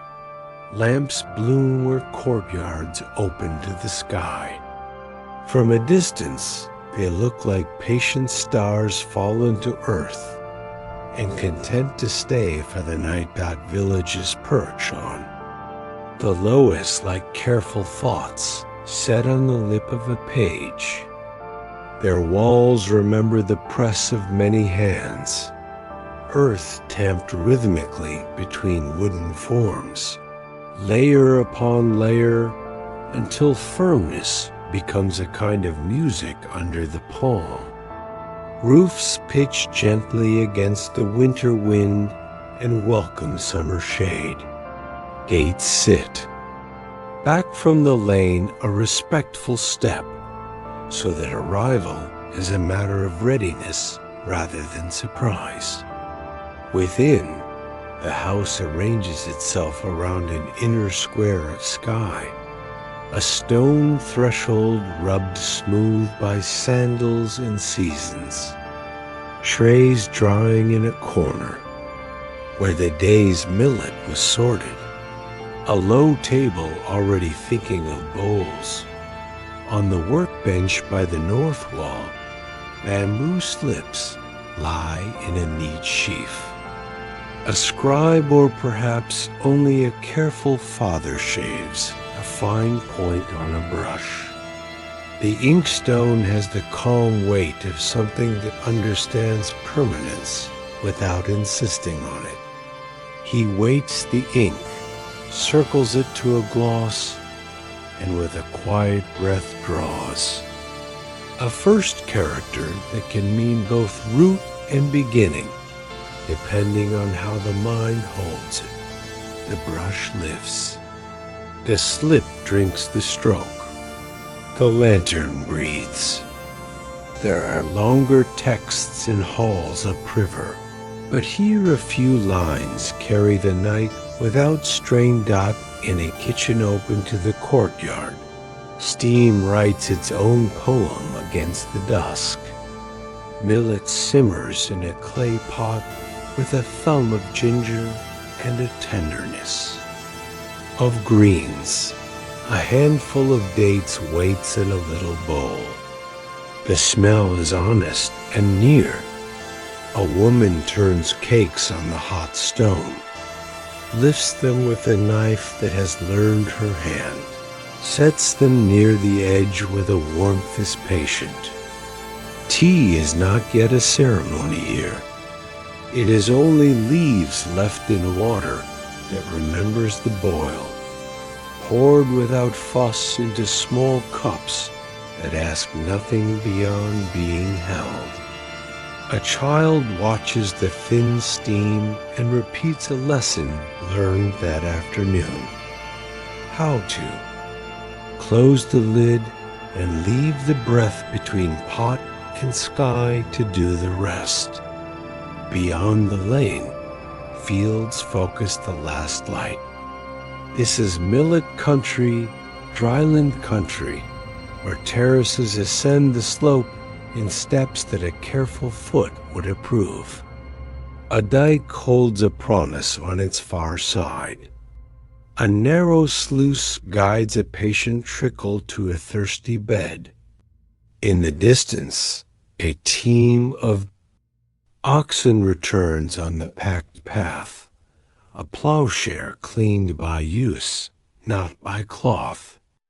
The farmer's body has learned the incline of each furrow, the weight of each season, the sound of tools that are both simple and exact, the rasp of a whetstone, the steady hush of a winnowing fan, the soft drum of grain into the basket.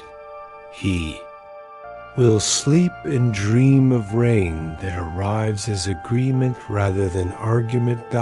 At the edge of the village, a low workshop keeps the evening company with a bell's hollow answer to a testing tap.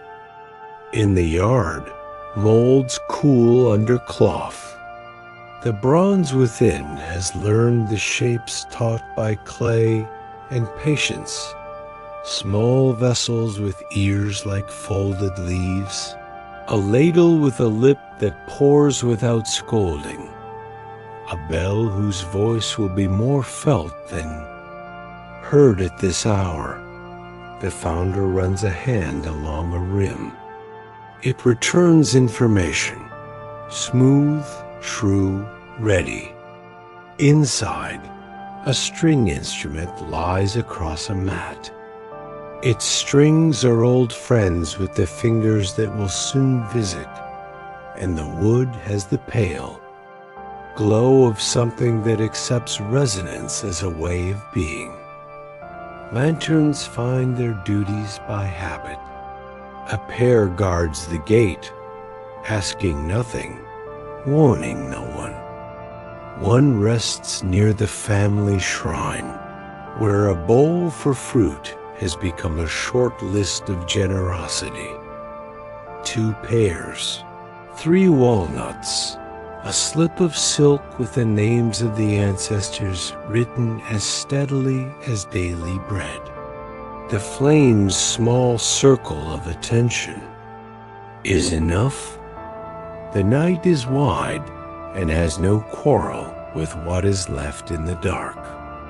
In the corner, a reed mat keeps a child's scroll from the damp. The first lines copy a proverb about water, remembering its course. The child understands only the kindness of repeating the stroke, but that is enough for the night to accept. The road along the ridge is not satisfied until it has visited every gate. It brings a trader from the east with a roll of rammy cloth, and a story about a ferry that crossed too early and therefore safely. It carries a potter from the next village with a jar necked like a gourd and thin enough to be light in the hand. It bears back a woman who has been to the lower fields and can name the frogs she heard by their voices. The road does not tire because it is the village's memory laid flat. Footprints will tell what is needed when words have become heavy dot in one courtyard. A spool turns. It whispers a thread from a handful of cocoons unreeled, like thought from a patient mind over warm water that smells of leaf and effort. The thread finds the reel finds the rhythm finds the breath. No one speaks. The work itself converses with the hour, and the air agrees to carry the conversation. No farther than the walls. In a basket nearby, a few bright scraps, a reminder that color is stored sunlight and will return it in the proper room in time. Down by the water, the village millstone has become a moon pressed flat. Someone finishes a last term, wipes. The handle with a cloth, leans it just so against the pillar. The ground meal warms the palm even through the sack. It leans against the wall to breathe. A neighbor passes with a yoke and 2 buckets that do not slosh, because muscle and rope have learned each other's minds. They trade a nod that says both day and night and all that lies between. Along the outer wall, a boy tests a kite in a breath of evening wind. It is only a framework now, paper to be pasted on another day, but the line pulls against his hand with a promise that is already real. He feels the good tug, stores it in the arm's memory, and sets the frame aside where the CAT cannot step on it. He counts the knots he tied, 2 short, 2 long.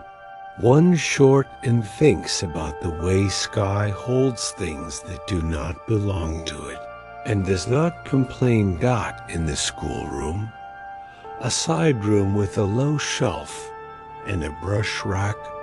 The tutor closes a bamboo slip that speaks of measure and balance. He has taught the boys how to count not only with marks, but with pauses, since empty space is also quantity. They have chanted the names of stars that will guide them when the earth is an unread book, and the sky is the only text open. He dismisses them with a word that sounds like the folding of paper, and sits for a moment to hear the crickets open. The night in a dozen patient keys dot mark its edge towards silence with dignity. A weight is returned to a box with the care of a tool that has never lied. A scale pan is set not on a shelf, but on a folded cloth, because good habits explain themselves without speaking. A woman who sells pickled greens lifts a lid and smiles, because the jar has kept its seal. She will bring fresh ginger tomorrow and exchange a little for a length of thread from the spinner whose husband knows a ferryman upriver. It is a sentence that is also a web, and the village rests in it as comfortably as a head on a firm pillow. Up the slope where pines speak in consonants, a watchman takes his place. His staff carries the dents of the path. His shoes know each, stone by name. He turns, and the village arranges itself into a simple map. Roofs like folded hands, Lanes like quiet streams, the river beyond like a line on a poem read without superstition. He lifts his small drum and touches it once, gently. The sound goes no farther than necessary. That is all it needs to do. The moon arrives with the careful courtesy of a guest who has known the family a long time. It lays a cool strip across. The courtyard finds the shrine, the basin, the mat, and gives each a thin border of silver. A woman draws water with a dipper and pours it over her hands, then over her daughters, and both laugh at the way the drops leap back to the bowl. And try again. They share a pear and a story about a fox that borrowed a human voice for an hour and returned it with thanks. The daughter sleeps while her hands still smell of fruit. In a small shed, tools make their inventory by leaning. The adze comments on the mallet. The rake knows it is next to the hoe, not by sight, but by handle. A new hemp rope coiled on a peg waits to be remembered in the morning. Beside the door, a basket of seed tilts into shadow. Someone nudges it upright out of reflex, and the night feels more in order for the gesture. The river itself lies quiet but not asleep. It has a surface conversation with the reeds about the day's small winds. Beneath, heavier talk continues among silt and stones about larger distances and older obligations. Eddies sketch circles and erase them. A frog speaks briefly for no reason beyond recognizing its own voice in the damp. Far upstream, a ferryman knots his rope and looks at the sky with a sense that he has been seen by it. Downstream, a barge nudges a bank with the careful insistence of someone asking to share a bench. At the village edge, a kill holds the last of the day's heat like a secret lodged happily behind the tongue. Its bricks do the arithmetic of cooling. 2 rows warm against the palm, 1 row merely kind. The floor almost ready to be forgotten. The potter places his ear to the opening and listens not for sound, but for the absence of it. He nods, covers the mouth with a tile, and lets the night do the remainder. Music begins as if it had already been playing elsewhere. A bamboo flute tests a line. The zither answers with a thought placed exactly where the listening is softest. A bell, one of the small ones, adds a word the size of a fingertip. No one claps. Evening gathers beneath broad leaves, and the forest lowers its voice to a steady hush. A great green animal settling for the night. A pale road of lime-plastered earth, dry and quiet as bone runs from the edge of the trees toward a small city set on low terraces. The road holds the last of daylight, the way a shell holds a whisper, and then lets it go, and lanterns answer with their modest stars. Hearth here, courtyard there, a lamp in a doorway, a torch in a plaza where the stones remember many feet and never complain. Houses near the road breathe thatch and cool earth. Walls of wattle and whitewashed plaster meet at honest corners, and a clay comal warms itself for the first tortilla of the evening. In the courtyard, a matadi leans against the wall like a resting shoulder. A woman kneels and draws the heavy mono across soaked maize until the grain becomes paste, soft and fragrant as the day's last light. She pats thin rounds and slides them onto the comal. They lift slightly as if surprised by heat, and then relax into usefulness. The air turns warm with corn and a hint of wood smoke, and the room learns the shape of supper.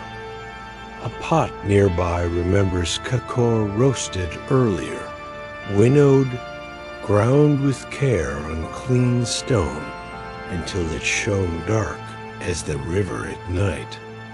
The drink is poured, high from one vessel to another, again and again, until a foam rises that looks like small clouds invited indoors. A child watches, eyes steady, repeating the angle with curious hands in the air, learning a lesson the arms will keep before the mind finds a word. A pinch of chili is discussed and then postponed for morning. Sweetness will be enough for now. In another house, a backstrap loom reaches from a woman's waist to a wooden bar set under the eaves. Threads of cotton, softened by oil and patience, lie in two gentle layers. The heddle lifts, the shuttle passes, the beater kisses the line where cloth is becoming itself. The woven field grows by breaths. Patterns remember rivers, seeds, and paths. Stepped figures that keep company with terraces.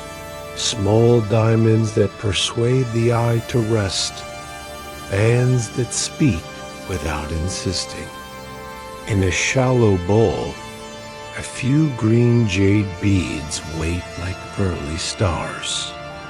One of them will sit at the neck of this cloth when the last row finds its home.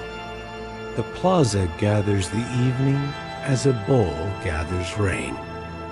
Low pyramids step outward into the open, their stucco faces cooled from the day's brightness, their risers telling feet where to pause. The stelae stand in a calm line, tall stones holding their deep carvings with the dignity of old promises. Kept, a scribe kneels with a brush and a shell of dark pigment, tracing again the curve of a sign in a folded bark paper book. It smells faintly of tree and time. The glyphs say many things: seed, king, day, path, offering, corn, sky. A boy copies one onto a scrap to please his own hand. He does not know its every meaning, and he does not need to. The brush remembers enough for both of them. At the court where people play under the open sky, the stone rings rest high on their walls.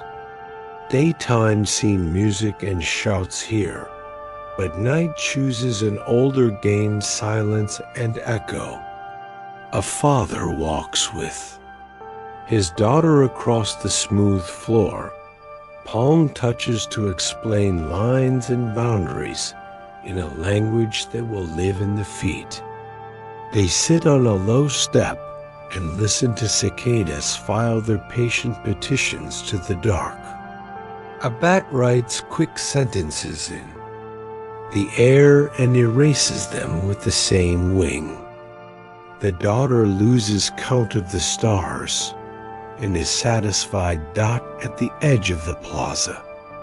Small braziers glow with coals that rise and fall like breathing. Someone feeds a piece of copal, and the resin answers with a white column that climbs a few arm, lengths and then wanders, sweet and green, into the leaves. The scent finds its way into hair and cloth, and will walk with the village until dawn, pleasant as the memory of a well-told story. A man raises a clay cup with both hands and says nothing, which says enough. A woman places a tortilla on the child's plate and says the child's name as if it were a spell against forgetting, which in a way, it is dot paths between houses are friendly to bare feet. Chickens speak in soft syllables that mean later and safe. A dog with an excellent ear listens to a distant owl and decides the matter requires no reply. In his storeroom, baskets of maize stand like short, round guardians. A few pumpkins keep silent company beside them, their skins holding. The day's sun quietly, as if confiding a secret to their own seeds. A hand checks a pot of beans and gives it a small stir, so the bottom will not carry more of the work than the top. Farther out, beyond the last lamp, a sack, the raised white road crosses a low swale on stone legs, dry even when the earth sighs with rain. It reflects moonlight with a calm face and points clearly into the dark. A patient finger that has known its direction, so long it has become the direction. Two travelers take it in unhurried steps, their voices low, their baskets not heavy. A pair of fireflies escorting them a short way, and then forgetting to finish the task, because forgetting is also allowed when the road is so sure dot by a little. Synodi, the forest gives way, and the earth opens its eye. Water lies with a clarity that invites silence. Roots hang from the lip like slow waterfalls, pause to think. Tiny fish attend curiously at the edges, where the moon repeats itself. A boy throws in a leaf and watches the rings find the stone walls and return to the middle, softer, kinder. He names 3 stars and then realizes there are more than 3 and laughs the kind of laugh that asks nothing and gets everything dot in a workshop near the plaza. An obsidian flake shows a clean edge where a hand has taught it to do so.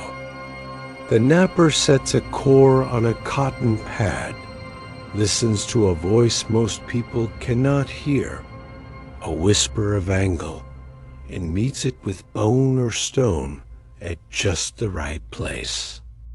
A thin blade frees itself, dark as the forest's deepest thought, sharp as a promise kept. Each blade will cut fiber or fruit, or thread with the same courtesy, and then accept the wear of service without complaint. On a table nearby, a polished mirror of the same glass holds the lamp's face and slips away when asked. Like a fox stepping into shadow dot in the same quarter, a potter turns and tips a red vessel to see whether it will balance on the ring of its own making. He lifts it to his ear and listens to a sound only he can interpret. That sound says dry or tomorrow or now, and he nods because the language is true. He slips a small stamp into wet slip and turns the pot a little. The mark repeats itself around the shoulder like footfalls. On another shelf, a bowl wears a painted path of black on red, a river that has agreed to be round. Treetops, so many during the day, become one dark roof. The forest's grammar changes from leaf to phrase, from phrase to story. A hummingbird tells its last line and decides to read instead of speak, tucking its bright thought into sleep beneath a leaf. A coati whispers over a log, all patience and knows. The path to the river counts its own stones, like a prayer for the key. Rustle of sandals that will come with the first blue light dot at a quarter shrine. A small altar wears a cloth the color of clay and sky. 2 ears of corn rest on a plate, as if they were instruments placed on their stands between songs. A little dish holds a few cacao nibs that will keep their scent through the night and make the morning remember what evening promised. Someone lights a wick in a cup and shields the flame from a passing breeze with a hand, and the hand becomes briefly as bright as the light it protects.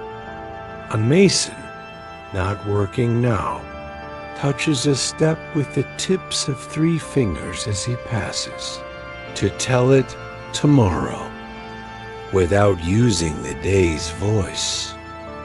A weaver carries her loom bars from the courtyard to the inner room, so the night's damp will think twice. A beekeeper closes a small door on a clay hive and thanks the bees soberly for the day's music. A child arranges 3 shells in a row knot. Because there is a reason, but because the line pleases the world, and falls asleep before deciding whether the middle one should go first. The night market lets itself out gradually, like breath. A basket of guavas is turned, so the ripest smell can sit against the wall and grow older kindly. A thread seller winds remnants around a reed and decides to give the thick end to a neighbor who has a small net with a large hole, and who, as everyone knows, never asks. A woman whose wares are gossip and ribbons says a piece of each to a friend, and the friend nods with the unabashed authority of one. Who can tell when 2 colors are meant to stand next to each other in a child's hair? Up on one of the temple platforms, 2 quiet people look across the plaza, while a third looks up. The first 2 try to name the shadows on the steps, and both arrive at the same answer, stone, and approve of the logic. The third finds a familiar pattern above the roofline, a long creature of light with a head where the moon keeps counsel, and a body curled toward the east. They say nothing and then say, yes, and then say nothing again, because the sky has finished the thought better. Somewhere, a drum the size of a large hand speaks once, and once again, and then rests. Sound is round and short, like a pebble dropped in a shallow bowl. It is saying now in a language that is allowed to be overused. Somewhere else, a flute tries out a scale, and then chooses the low end, bending a note toward the trees until it disappears among the leaves, as if turning into another kind of bird. Inside another home, an elder folds a story as carefully as cloth. The tale travels a narrow road past a friendly serpent and across a bridge of wet stones, visits a hut where a pot listens and a broom gives advice, then returns to the door with both shoes and one new name for the morning. Evening settles over the high valley, as if the mountains themselves had lowered their great shoulders to make room for night, and the air grows clear and close, cool enough to teach the breath to move slowly and well. Far above, snow keeps its quiet counsel on summits that know every wind by name. Far below, terraces step the slopes in patient lines, stone lips holding earth as gently as hands hold water. The last light travels along the canal's edge like a careful guest, then bows and leaves the fields to their dark. Houses lean into the hillside, their walls of earth and stone remembering many repairs and many winters. Roofs wear thick thatch, combed by the same wind that strokes the ichu grass, and doorways sit one step above the path, as if houses also prefer to watch the world arrive before inviting it in.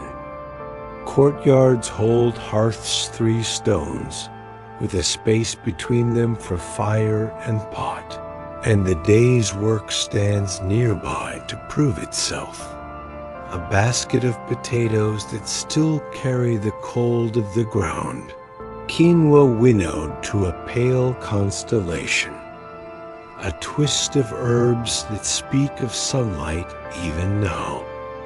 A pot lifts its lid in the soft language of steam. Night's first meal builds itself without hurry. Potatoes, bright as small moons when peeled.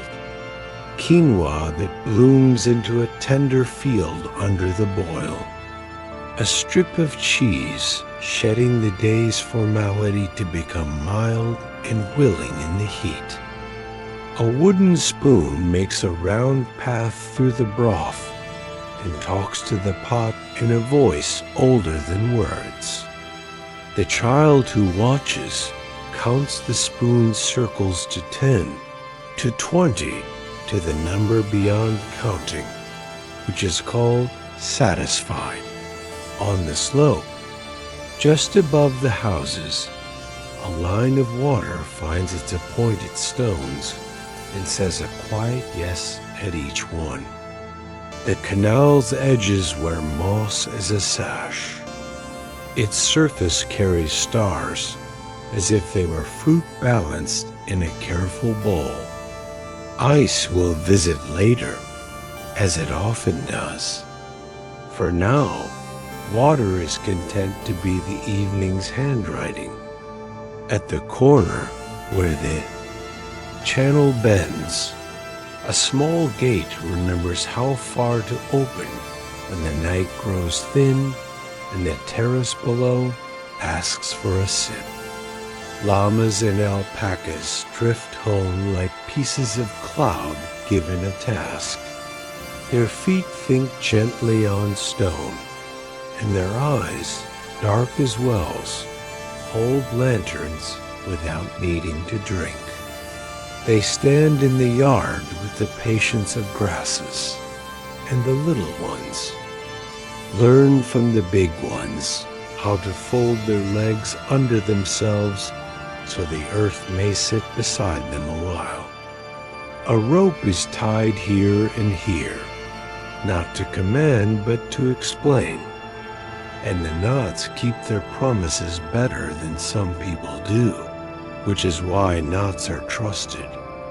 A weaver has kept a little daylight in her lap.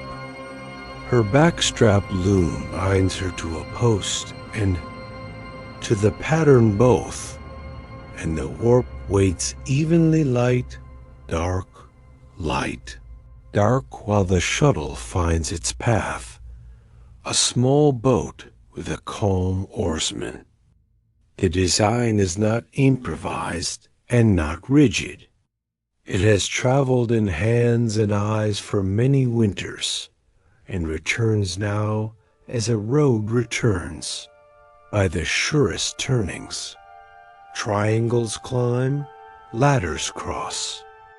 A field of tiny steps teaches the cloth how to walk.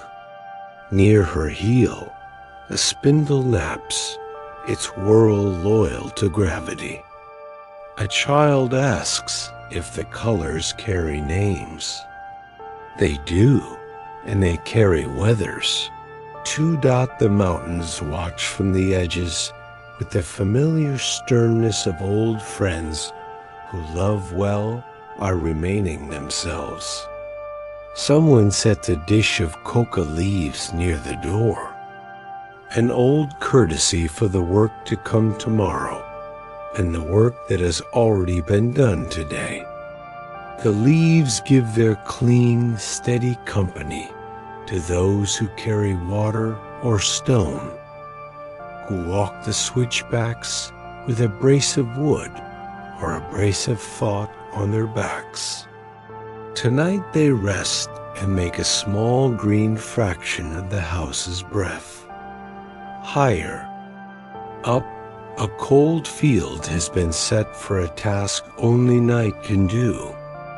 Potatoes lie clean and whole on woven mats, ready for the frost to teach them how to be food that refuses to spoil Chuno, the valley's simple arithmetic of survival.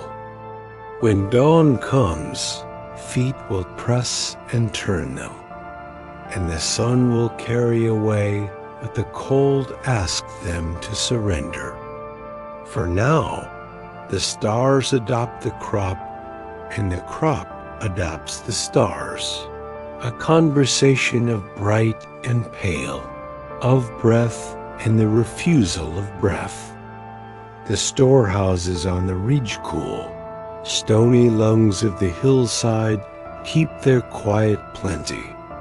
Their thresholds are smooth where baskets have learned to land, and their air is dry as wisdom. Quinoa sits in sacks with the satisfied roundness of a true measure. Maize from lower fields keeps its gold as a promise to winter. Salt sleeps in tight gourds, and the beans remember the sound a ladder makes when a cautious foot asks if it may. Nothing here is hurried, because nothing here forgets. A length of road runs the spine of the valley, like a thought that knows where it is going, whether or not the speaker does. It visits every hamlet with the same courtesy, stepping stones over. The torrent here, a simple bridge there, a braid of grass, a will of stone, a hand meet hand in the middle. At intervals, a small shelter keeps a pot and a bench and a place to tie news when it must wait for a better listener. The road is not proud, which is why it is strong. On a ledge not far from the houses, a small flute learns the pressure of a note. The player is both shy and stubborn. Both are useful. He bends the tone toward the ravine and is pleased when the echo returns a version that is kinder than the original, as if the mountain had taken his word and given it back with the sharp edges sanded. In this way, he discovers the right height of song for the hour, and his neighbors, pretending not to listen, approve. Inside a room where lamps have softened the air, a bundle of cords lies across a knee. The cords hold knots set by a hand that places number with the same courtesy it would offer bread. Grain in, grain out, llama owed, llama sent. A measure promised, a measure given.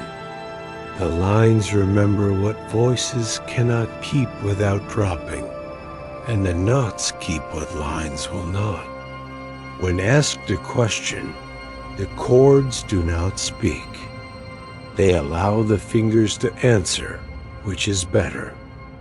Dinner quiets the house, which is how houses prefer to be quieted.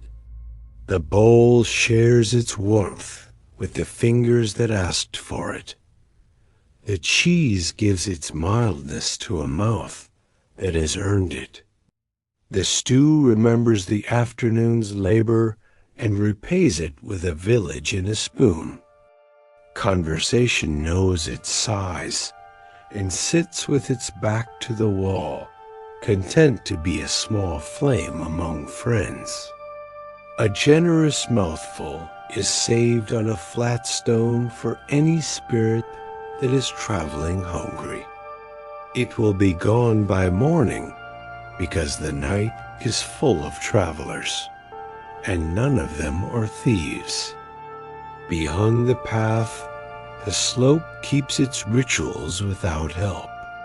A stone is turned by a little animal who will decide on its usefulness after further thought. A condor becomes rumor against the last blue over the pass. A fox decides not to speak and is praised for it by the dark. The moon climbs behind a glacier with the patience of a woman in line at a well, and when it steps free, the valley answers by finding every silver edge it has put away for the day. Canal rim, roof straw, bone of a shovel, thread in a braid, the eye of a llama that knows more than it says. Under the bench by the door, a basket of dried peppers guards its own fire and lights no one in the night. Next to it, a coil of rope smells of grass and labor and stays true to its curve. The knife sleeps with its edge turned inward, because hospitality begins with being the thing you mean to be. On a peg, a wet poncho forgets as little as it can.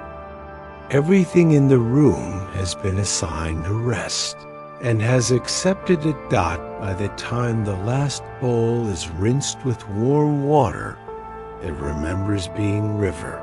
The wind has decided to change its mind and come from the other direction. The thatch agrees to the new arrangement without complaint. The door, ajar by design, narrows its invitation by the width of a hair. Embers take on the color of thought, and the pot becomes tomorrow's work by cooling. Children who do not wish to sleep yet find their heads heavy and their shoulders white with the soft dust of surrender. At the upper spring, the stone mouth gives a measured thread into a small basin. Someone has left a wreath of wildflowers there, already brown at the edges and better for it. A moth holds counsel with itself and chooses the lamp by the path over, the moon by the ridge, then changes its vote before the count is final. Frogs measure their patience by the beat of their own statements, and the night does not object. Along the ridge, storehouses breathe, and farther along, a rope bridge hears its own slow vowels in the wind. It remembers feet that crossed with. baskets of gourds and laughter, a messenger with a pouch of news that could be told or not. Either way, the morning would be fine. A grandmother who stopped in the center and looked down and said thank you to the river for making the valley possible. The bridge keeps these things. It keeps them as a form of strength dot in the small square where the path becomes a conversation. A drum the size of a hand speaks twice and then retires. A song not sung but hummed finds space between houses. A storyteller begins the tale at the middle because the middle is easiest on the breath at this hour, and because beginnings have a way of arriving on their own. He tells how the mountain lends its shadow to the field and asks for nothing in return but the courtesy of being named when the first sip of chicha is lifted. People nod. Names are important. So is the lift of a cup. Up the valley, lake water, keeps the stars as if it had invented them, and lets one go and waits to see if the sky will notice. It does politely and returns another. Around the edge, reeds speak in their jointed script, writing a story of wind with a stiff brush. A small boat tucked among them practices being pond, and then, out of shyness, returns to being boat. The oar against the gunwale makes a sound that the night considers and accepts. Dusk lowers itself onto the lagoon like a silk net, fine and forgiving, and the reef-lipped water gathers the last light into gentler blue. Palms hush and lean. The breadfruit leaves, broad as patient hands, trade a few last secrets with the wind. Canoes rest with their light bones in the shallows, single hulls and outriggers, ribs and lashings true. The long curve of each plank, memorized by the sea dot in the village, the evening is a braid of work and tenderness. Gnats are unrolled, where air moves most kindly.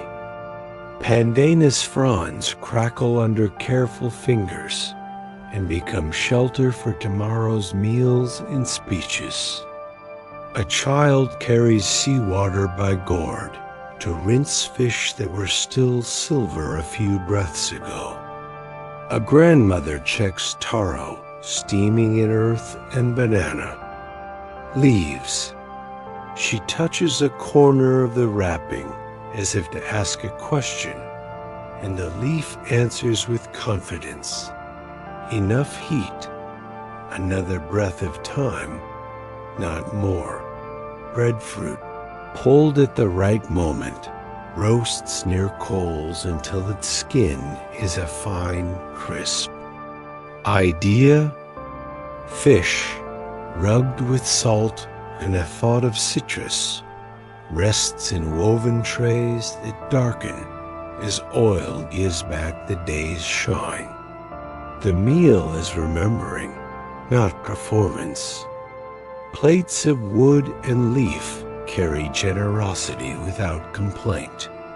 On a platform shaded by thatch, a navigator's board lies still, sticks crossed and curved to mark currents and swell, shells knotted to stand where islands breathe. It is not a map of distances, but a memory of motions, a theory of patient forces. A hand moves over it without touching, reading the wood as one reads wind by listening to grass. At the edge of the platform, A small boy lies on his belly, eyes level with the shells as if to become the horizon itself. He does not know the names of all things, but he knows their manners. The sea waits.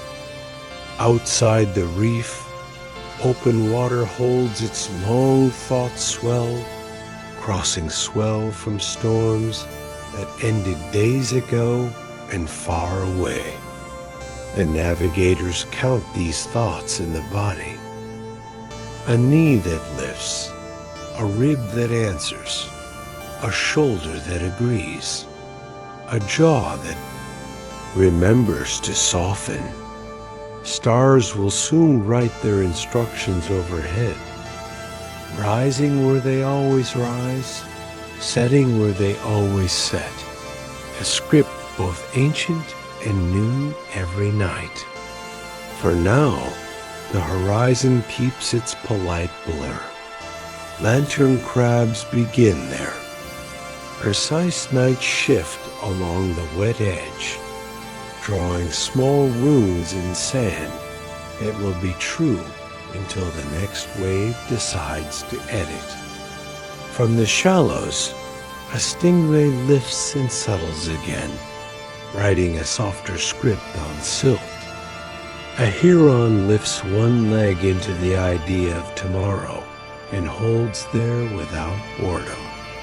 The reef sends a low white murmur inland, a conversation conducted by breath, counted in rooms where people are pleased to count nothing dot at the canoe shed. A quiet hammer ends the day's sentence. Lashings are tightened by hands that can tie without seeing. Pegs are tapped into dialogue with the grain. The stern piece receives a palm's blessing for remembering. Where home will be when the canoe wishes to turn back. Supper begins wherever. It is ready. Taro is freed from its leaf and reminded to be generous. Breadfruit is opened with the confident tear that makes the table smile. Fish flakes into more than enough portions.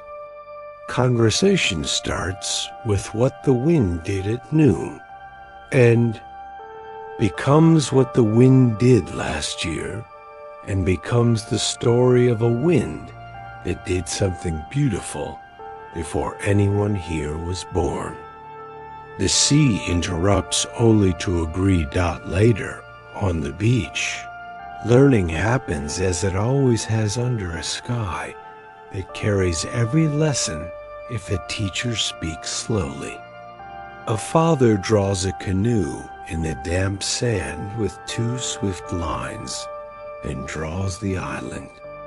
As a breath around a fire, then draws the stars in their ordinary positions and asks the child to find the ones that matter most for traveling and for staying. Canoes are walked to the lip of the lagoon with the kind of care one reserves for memory. Men and women shoulder the light hulls, the outrigger arms, the mast. They do not strain, they organize. The keel meets water and accepts its improvement. A spear of wake points backward. A desire points forward. Both are honest. Beyond the reef. The sea writes longer lines. Swell from the southeast holds a slow authority. A cross swell from the distant storm arranges a quieter argument across it. The navigator stands where balance is most informative and lets the canoe speak through. His feet and hips. He turns his head without turning his heart and reads the sky in the traditional order. First the chalk of the Milky Way's road, then the family of Eastrisers, then the patient arch of those who never leave. Then the latecomers who keep there. Promises by arriving exactly when they said they would. On shore, the grandmothers lean back on mats and let the stories that suit this wind find their way out. There is one about a shark who learned kindness and a dolphin who learned caution. One about a canoe that refused to come home until the island apologized, and the island, being gracious, did so with a garland and a song. One about a star that lost its place and was guided back by the reflection of itself in a boy's eye. No one corrects the order or the logic. The night approves. A cooking pit gives back its warmth to the feet of those who are finished with work. Someone sets a kettle where the ashes still remember how to be coals, and in a little while pours kava into cups that choose to be quiet. Drink is not for excitement, but for ease, tongue cooled, shoulders lowered, songs brought down into the voice where sleep lives. Cups travel in a circle that pretends not to be a circle and succeeds dark by the time the moon clears the palms. The canoe is far enough to let the island become a line of odor and a tone earth sweet, fire sweet, a single note that would not survive a flute, but survives the chest easily. The canoe moves by arrangements rather than commands. A hand answers the sheet when the wind is asked twice. A paddle bites only to persuade the bow to think again. The steersman smiles when the canoe discovers a new reason to be pleased with itself and decides not to interfere. The stars settle into their offices. The navigator speaks their names inwardly, not to possess, but to invite house names for affection, path names for clarity, long names for respect, short names for when. The sail snaps a question and needs the fastest answer. The canoe's wake dashes itself into syllables and lets them go. On land, the night has opinions about sleepers. Children turn to the place in the mat that remembers their shape. A dog sighs as if the day were a shirt it can remove. A woman listens to the hush between palm fronds and numbers it among the small proofs that the island is well. A man who worries professionally checks the lashings once more in his mind and finds them firm. He offers a word to the ancestors whose names are stored on the edge of his tongue like tools on a shelf, and the word is received in the same spirit in which it is sent. The reef, which has been muttering kindly all evening, clears its throat when a swell arrives with slightly different habits. The lagoon adopts the new rhythm without offense. The canoes in the shallows lift an inch in solidarity and settle again. In one house, someone rolls over to recognize the change and then agrees to let it continue without supervision. Dawn rehearses. First, a paler black gathers on the eastern edge, then a gray that has learned courtesy from pearl, then a blue that has learned kindness from lagoon water, then a thin gold with no need to prove itself. The rooster announces, then corrects itself. Near the waterline, the night's writing shows the pock trail of a turtle, the zipper of crab steps, the errand of a single sandal, gently corrected. Children run these sentences with the soles of their feet and translate aloud in voices that make the adults look at each other and pretend not to be pleased. The voyaging canoe, which has been practicing modest success, practices modest success again by aligning its bow with a rising star that keeps its promises. The navigator leans into the order he keeps in his ribs and follows the swell that agrees with the star, that agrees with the smell of dawn, that agrees with the taste of salt, that has visited this route many times and never been unwelcome. Land will be where it knows how to be. It will rise when it is ready. This trust is not carelessness. It is a long friendship. If anyone asked the canoe what it believes, it would say, unity wood, fiber, wind, star, hand. If anyone asked the star, it would say, return. If anyone asked the current, it would say, persuasion. If anyone asked the island, it would say, receive. If anyone asked the night, it would answer by remaining exactly as long as it should. Then, bowing dot, so the 10th chapter rests its paddle across its knees and lets the sea breathe. The village folds its mats, lifts its pots, says the first names of the day with the last patience of the night. The reef keeps its white handwriting. The lagoon keeps its softer script. The path under the breadfruit keeps its kindness for bare feet. And sleep, pleased with its voyage, steps ashore in silence, ties its small canoe to the mind's best post, and promises to return as faithfully as the stars.